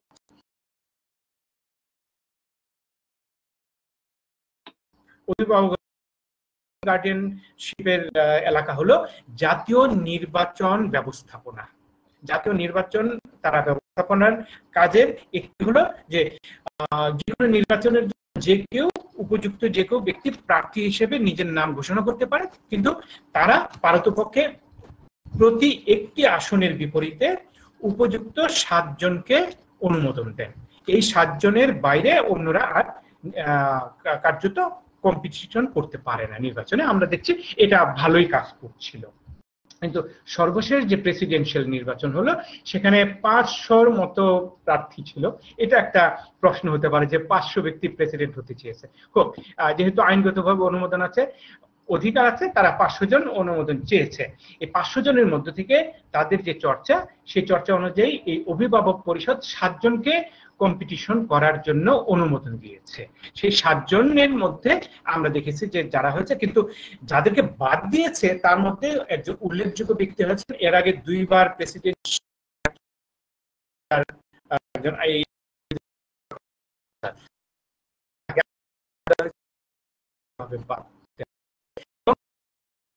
এসেছে যে অভিভাবক পরিষদ যাদেরকে অনুমোদন দিয়েছে তাদের একটা বড় অংশ কট্টরপন্থী, অথবা তাদের ভাষায় বর্তমান ইমাম অথবা রাহবারের চিন্তাধারাকে প্রকাশ্যে সমর্থন করে এমন ব্যক্তিরা অনুমোদন পেয়েছে কমপ্লিট করার। আর 1 জন বা 2 জন মধ্যপন্থী, কিন্তু তারা সেই অর্থে জনগণের মধ্যে ততটা পরিচিত নন। সুতরাং বিষয়টি এমন দাঁড়ালো যে এটাকে আমরা এখন বলতে পারি, আজকে আমি এই শব্দটি বলি, এটাকে বাংলাদেশে আমরা উচ্চারণ করেছি, সেটা হলো নির্বাচন প্রকৌশল, ইলেকশন ইঞ্জিনিয়ারিং। এটাকে কেউ বলতে পারে যে ইরানে তাহলে এই ক্ষমতা মানে দায়িত্বপ্রাপ্ত অভিভাবক পরিষদ একটি ইলেকশন ইঞ্জিনিয়ারিং করেছে, যে ইঞ্জিনিয়ারিং এর মাধ্যমে তারা কার্যত রক্ষণশীল প্রার্থী বিচার বিভাগের প্রধান মিস্টার রাইসি যেন সহজেই, যেহেতু তিনি অনেক পরিচিত, সহজেই জনগণের ভোট পেতে পারেন সেই ব্যবস্থা তারা করেছে। এইটি একটি সংকটের দিক তাৎক্ষণিকভাবে, এর আগেও আরো কোনো বিষয়ে এসেছিল। সুতরাং মিস্টার এরিস্টটল যেটা বলেছিলেন যে সংবিধান হচ্ছে জনগণের ইচ্ছার প্রতিফলন। এখন জনগণের ইচ্ছার প্রতিফলন যদি রাজনৈতিক ব্যবস্থাতে প্রতিফলিত হতে বাধা প্রাপ্ত হয়, সেটা কিন্তু অসন্তোষ, বিক্ষোভ, কষ্ট, যাতনা তৈরি করবে। এবং এই বিক্ষোভ, অসন্তোষ, যাতনা এগুলো যদি পরিমাণে বেশি হয়, বেশি সংখ্যক মানুষের মধ্যে হয়, তাহলে রাজনৈতিক ব্যবস্থা টিকে না। তো সুতরাং এটি আমরা সাধারণ পর্যবেক্ষক হিসেবে এটিকে ইরানের বর্তমান বিদ্যমান রাজনৈতিক ব্যবস্থার জন্য একটি সংকট হিসেবে দেখছি, এবং আরো যা কিছু ভিতরগত যদি থেকে থাকে অন্য সংকট, সেটা বোঝার জন্য আসলে ইরানি রাজনৈতিক ব্যবস্থাকে বাহ্যত অথবা নীতিগতভাবে অপছন্দ করেন না এমন রাজনৈতিক চিন্তার ব্যক্তিদেরকে, রাষ্ট্রবিজ্ঞানীদেরকে দিয়ে তাদের উচিত তাদের রাজনৈতিক ব্যবস্থার রিভিউ করানো, পর্যবেক্ষণ করানো, পর্যালোচনা করানো এবং তার মাধ্যমে তাদের কাছ থেকে পরামর্শ চাওয়া যে কিভাবে তারা একটি ন্যায্যতাপূর্ণ রাজনৈতিক ব্যবস্থা অব্যাহত রাখতে পারে। ধন্যবাদ। থ্যাংক ইউ তারিক ভাই। আমি দেখি জাস্ট এ মিনিট কেউ কোনো প্রশ্ন আছে কিনা, যদি না থাকে তাহলে মোটামুটি আমরা কভার করেছি। আমি ফাইনালি একটা কোয়েশ্চেন, খুব বেশি প্রশ্ন আসেনি আসলে, অনেকেই দেখছেন কিন্তু প্রশ্ন ভাবে আসেনি। আমার কাছে যেটা মনে হলো আপনার আলোচনা থেকে বা আমার সেলফ কিছু ইয়ে থেকে, যে ইরান কি লিটারালি একটা থিওক্রেসি এবং পপুলার সবরেন্টি অথবা জনপ্রতিনিধিত্বের, বা যেটাকে আমরা গণতন্ত্র দিয়ে বুঝি, শব্দ দিয়ে বুঝি, দুটার কম্বিনেশন একটা কিছু? এইটাকে না বলা যাচ্ছে পুরোপুরি পাশ্চাত্যের গণতন্ত্র, যেটা আপনি আপনার আলোচনাতেও আসলো, এবং আমাদেরকে যে পাশ্চাত্যের গণতন্ত্রই করতে হবে নট নেসেসারিলি, বাট তুলনার জন্য বলছি, এবং কিছুটা থিওক্রেসিও আছে এখানে। এখন এই দুইটার কম্বিনেশন একটা তৃতীয় কিছু তো হলো আর কি এখন ওদের, এবং এটা একটা সিস্টেম ওখানে ফাংশন করছে। প্রশ্ন হচ্ছে আমাদের প্রেক্ষাপটে এরকম সিস্টেম করার যেই মানে যে তাত্ত্বিক চর্চা, এইটা আপনি কিভাবে দেখেন, বা এটার কোনো স্কোপ আছে কিনা? আপনার জানা মতে কেউ আছে এরকম কোনো রাষ্ট্রচিন্তা কি আছে কিনা আপনার জানা, বা এটা আদৌ দরকার কিনা? যেখানে আমি খুব বেশি মানে ওরিড একটা জায়গায়, সেটা হচ্ছে ইরানি যে জাতীয় নেতা, জাতির যে নেতা যিনি, ওনার কি কোনো শরীরী কোনো স্ট্যাটাস আছে নাকি, ডিভাইন কোনো স্ট্যাটাস আছে কিনা? এবং ওখানে বিক্ষোভ যারা করে, মনে করেন রাজনৈতিক অসন্তোষ, পলিসিগত বা বিভিন্ন কারণে যাদের অসন্তুষ্টি আছে, তারা যদি বিরোধিতা করে, তাদের এই বিরোধিতা কি রাষ্ট্রবিরোধিতা আকারে, রাষ্ট্রদ্রোহিতা আকারে ট্রিট করা হয়, বা এটা কি ইসলামের বিরোধিতা আকারে ট্রিট করা হয়? এবং ইমামের বিরুদ্ধে কোনো কথাকে কি একটা ডিভাইন ফিগারের বিরুদ্ধে কোনো কথা আকারে নিপীড়ন করা হয়? এরকম কিছু কথাও কিন্তু আছে। সেই জায়গাটাকে আপনি কিভাবে দেখেন, এটা যদি একটু সংক্ষেপে বলে আমরা হয়তো আলোচনা আজকে শেষ করে ফেলবো আর কি। ধন্যবাদ। এটাও একটা প্রয়োজনীয় বিবেচনার দিক। সেটা হলো যে হ্যাঁ, তারা এই যে লিডার অফ দি নেশন, এটাকে তারা এটাকে আমরা ইংলিশ যদি ডিভাইন বলি, হ্যাঁ, এটার একটি ডিভাইন স্ট্যাটাস তো তারা দিচ্ছেই, সাংবিধানিকভাবে সেই ডিভাইন স্ট্যাটাস দিচ্ছে। এবং ডিভাইন স্ট্যাটাসের কোরআনিক টেক্সট হচ্ছে উলিল আমর, যেখানে কোরআনে বলা হচ্ছে তোমরা আল্লাহর আনুগত্য করো, রসুলের আনুগত্য করো এবং উলিল আমরের আনুগত্য করো। খুব সুনির্দিষ্ট বলেছে, এবং লিডার অফ দি নেশনকে তারা উলিল আমর হিসেবে সাংবিধানিকভাবে স্বীকার করছেন। সুতরাং এটি একটি ধর্মীয় বিবেচনার পদবি, কোনো সন্দেহ নেই, এটা তো বটে। এবং তারা নির্দিষ্টভাবে যখন বলছে ইসলামিক রিপাবলিক অফ ইরান, তারা এটাকে তো পাশ্চাত্য বিবেচনার গণতান্ত্রিক ব্যবস্থা বলছে না, তারা নিজেরা কখনো সেই দাবিও করছে না। সুতরাং এটি অবশ্যই ধর্ম সমর্থিত রাজনৈতিক ব্যবস্থা, ইসলাম ধর্ম এবং নির্দিষ্ট ইসলাম সমর্থিত রাজনৈতিক ব্যবস্থা হিসেবে তারা দাবি করছেন। এখন এর মধ্যে আমরা যা কিছু গণতন্ত্র পাই, পশ্চিমা বিবেচনার গণতন্ত্র পাই, সেটাকে আমরা বলছি, কিন্তু সেটা পশ্চিমা বিবেচনার গণতন্ত্র। তারা রাষ্ট্রীয়ভাবে অথবা জনগণের পক্ষ থেকে যৌথভাবে কখনো এটাকে গণতান্ত্রিক রাষ্ট্র তো দাবি করে না। সুতরাং এটা কতটা গণতান্ত্রিক, কতটা কি, এটা নিয়ে তাদের মাথা ব্যথা নেই। তারা তো নির্দিষ্ট করে তাদের রাষ্ট্রকে বলছে আমরা একটি ইসলামী রাজনৈতিক ব্যবস্থা প্রতিষ্ঠা করেছি ইরান নামের ভূখণ্ডে। সুতরাং এটা সুনির্দিষ্টভাবে একটি থিওক্রেটিক পলিটিক্যাল সিস্টেম, এটা বলতে তো তাদের কোনো দ্বিধা নেই। কিন্তু এই ব্যবস্থার বাইরে থেকে যারা পর্যবেক্ষণ করছে, তারা বরং বিস্ময়ের সাথে দেখছে যে আমরা যেটাকে পশ্চিমা সভ্যতা সম্পন্ন গণতান্ত্রিক ব্যবস্থা বলছি, এর সবই তো তারা করছে। সেটা দেখে তাদের মধ্যে কষ্ট তৈরি হচ্ছে অথবা হিংসা তৈরি হচ্ছে যে তারা তো আমাদের চাইতে গণতন্ত্র আরো ভালোভাবে চর্চা করছে, সে এগুলো হচ্ছে। সুতরাং এটা হলো একটা দিক, তারা করছে। কিন্তু যেটার সমস্যাটি সামনে আসছে, যে যারা সরকার বিরোধী অথবা সরকারি নীতি বিরোধী বিভিন্ন কার্যক্রমে অংশ নিচ্ছে, বিক্ষোভ করছে, সেই বিক্ষোভকারীদেরকে রাজনৈতিক ব্যবস্থা রাষ্ট্রযন্ত্র কিভাবে দেখছে, কিভাবে ট্রিট করছে, এটা খুবই গুরুত্বপূর্ণ একটা দিক। কোরআনিক পরিভাষায় উলিল আমর তো বটেই, তিনি আছেন, কিন্তু তিনি একই সাথে একজন ব্যক্তি, একজন রক্ত মাংসের মানুষ। এখন তার নীতি, তার অনুমোদিত সেই নীতির বিরুদ্ধে কেউ গেলে, যদি তিনি বলেন তিনি ধর্মের বিরুদ্ধে গেলেন, ইসলামের বিরুদ্ধে গেলেন, রাষ্ট্রের বিরুদ্ধে গেলেন, সেটি হবে একটি প্রান্তিক বিবেচনা, অবিবেচনা, অথবা সুবিবেচনার বিপরীত কাজ, সুবিবেচনার বিপরীত পন্থা। এটা আমি মনে করি এবং সম্ভবত অনেকেই মনে করে। সেটা যদি তারা করে এবং সেটা যদি তারা বেশি করে এবং সেই বেশি করার কর্মফল অথবা দুঃখ যন্ত্রণা যদি বেশি মানুষ করে, ইরানের বেশি মানুষ করে, তাহলে ইরানের সেই মানুষেরা এই ব্যবস্থাকে ধ্বংস করে দেবে। এটা হচ্ছে এরিস্টটলের অভিজ্ঞতা। এরিস্টটল 158টি তৎকালীন রাজনৈতিক ব্যবস্থাকে ব্যাখ্যা করে, বিশ্লেষণ করে এই বিশ্লেষণ আসছিলেন। আমরা এই যে যাকে বলি এম্পিরিক্যাল পলিটিক্যাল বিবেচনা বা প্রজ্ঞা, উইজডম, মিস্টার এরিস্টটল সেটা করেছেন এবং সেটার ধারাবাহিকতা আমরা দেখছি। সুতরাং ইরানের জনগণ এই ইরানি রাজনৈতিক ব্যবস্থাকে ধারণ করে আছেন। তারা যদি মনে করেন যে আমরা ধারণ করব না, আমরা এটিকে ছুঁড়ে ফেলবো, তারা কিন্তু সেটা ছুঁড়ে ফেলতে পারেন। সেটা ছুঁড়ে ফেলার জন্য কতদিন লাগবে সেটা হয়তো অন্য বিষয়। তাহলে এটা একটা প্রশ্ন, এটা সম্ভব কিনা? কারণ আপনি তো জানেন, আমরা শুরুতে বলেছিলাম, আপনি বলেছিলেন যে বিপ্লবের সময় সাধারণ মানুষ, এক ধরনের গণ অভ্যুত্থান হলো, যা অভ্যুত্থানকারীদের হাতে ছিল ফুল, কোনো অস্ত্র ছিল না, কিন্তু অভ্যুত্থান ঠেকানোর জন্য যারা চেষ্টা করছিল তাদের হাতে অস্ত্র ছিল, প্রচুর মানুষকে তারা খুন করেছে, করেছে।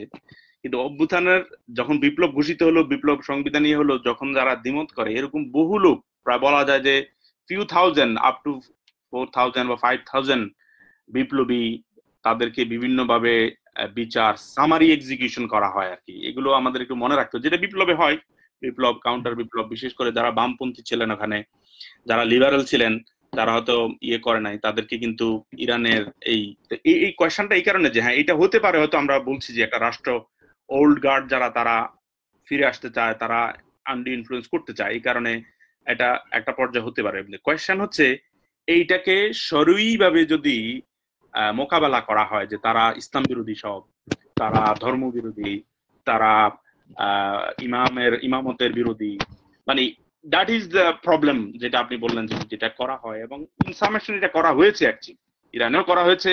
এখন হয়তো একটা সেটেল হওয়ার জন্য প্রক্রিয়ার ভিতর দিয়ে আসতে হয়েছে এদেরকে, কিন্তু এইটা তত্ত্ব হিসেবে এইটা হয়তো তাদের বিবেচনা নেওয়া জরুরি, বা যারা এরকম চিন্তা করবেন তাদেরকে হয়তো ভবিষ্যতে এরকম কোন চিন্তার ক্ষেত্রে এই বিষয়গুলো আমলে নিতে হবে আর কি। আপনি যদি কিছু অ্যাড করতে চান, না হয় আমরা আজকে এখানে শেষ করব। আপনার আর কিছু কি অ্যাড করার আছে? আলোচনা ভালো হয়েছে নাজমুল, ধন্যবাদ এরকম একটি আয়োজনের জন্য। আমরা আপনাকে আমি এরকম একটি রাজনৈতিক ব্যবস্থার জন্য আনন্দ বোধ করি, ভালো লাগে যে এরকম একটা রাজনৈতিক। আমি অডিয়েন্সের জন্য একটু বলে রাখি, আপনার এই বিষয়ে একটা বই আছে 2008 সালে প্রকাশিত, প্রকাশনীটা আমার নাম মনে নেই, সেটা হচ্ছে ইরানের রাজনৈতিক ব্যবস্থা। এই বইটা একটা, আমি তাহলে এটাকে একটু দেখাতে পারি না? Please please, thank you. এই বইটা যারা কেউ যদি ইরানের রাজনৈতিক ব্যবস্থা নিয়ে অ্যাটলিস্ট ফার্স্ট বেসিক স্টাডি যদি কেউ করতে চান, এইটা বেসিক বইয়ের তো অ্যাডভান্স স্টাডি, যদি এটা ইউনিভার্সিটি স্টুডেন্টদের জন্য ওনার লেখা হয়েছিল, বাট এটাতে আমরা অনেক মানে বেসিক ধারণাটুকু পেয়ে যাবো, বেসিক না আরো মোটামুটি ভালোই ধারণা পেয়ে যাব। আর বাকিগুলো তো ইন্টারনেট থেকে বা ওখানে যারা বসবাস করছে তাদের সাথে কথা বলে, তাদের চর্চার জায়গায় কি হচ্ছে না হচ্ছে সেটা তো ভিন্ন অবভিয়াসলি। তো এই বইটাও কেউ কেউ চাইলে আপনারা সংগ্রহ করতে পারেন। ডক্টর তারিক ভাই, অনেক শুকরিয়া আপনাকে সময় দেওয়ার জন্য। আরো কোনো বিষয় নিয়ে অন্য কোনো একদিন হয়তো কথা হবে। আজকে আপাতত এখানে শেষ করছি। ভালো থাকবেন, সুস্থ থাকবেন। আসসালামু আলাইকুম রহমতুল্লাহ ওয়া বারাকাতুহু। ওয়ালাইকুম আসসালাম, ধন্যবাদ নাজমুল। আসসালাম।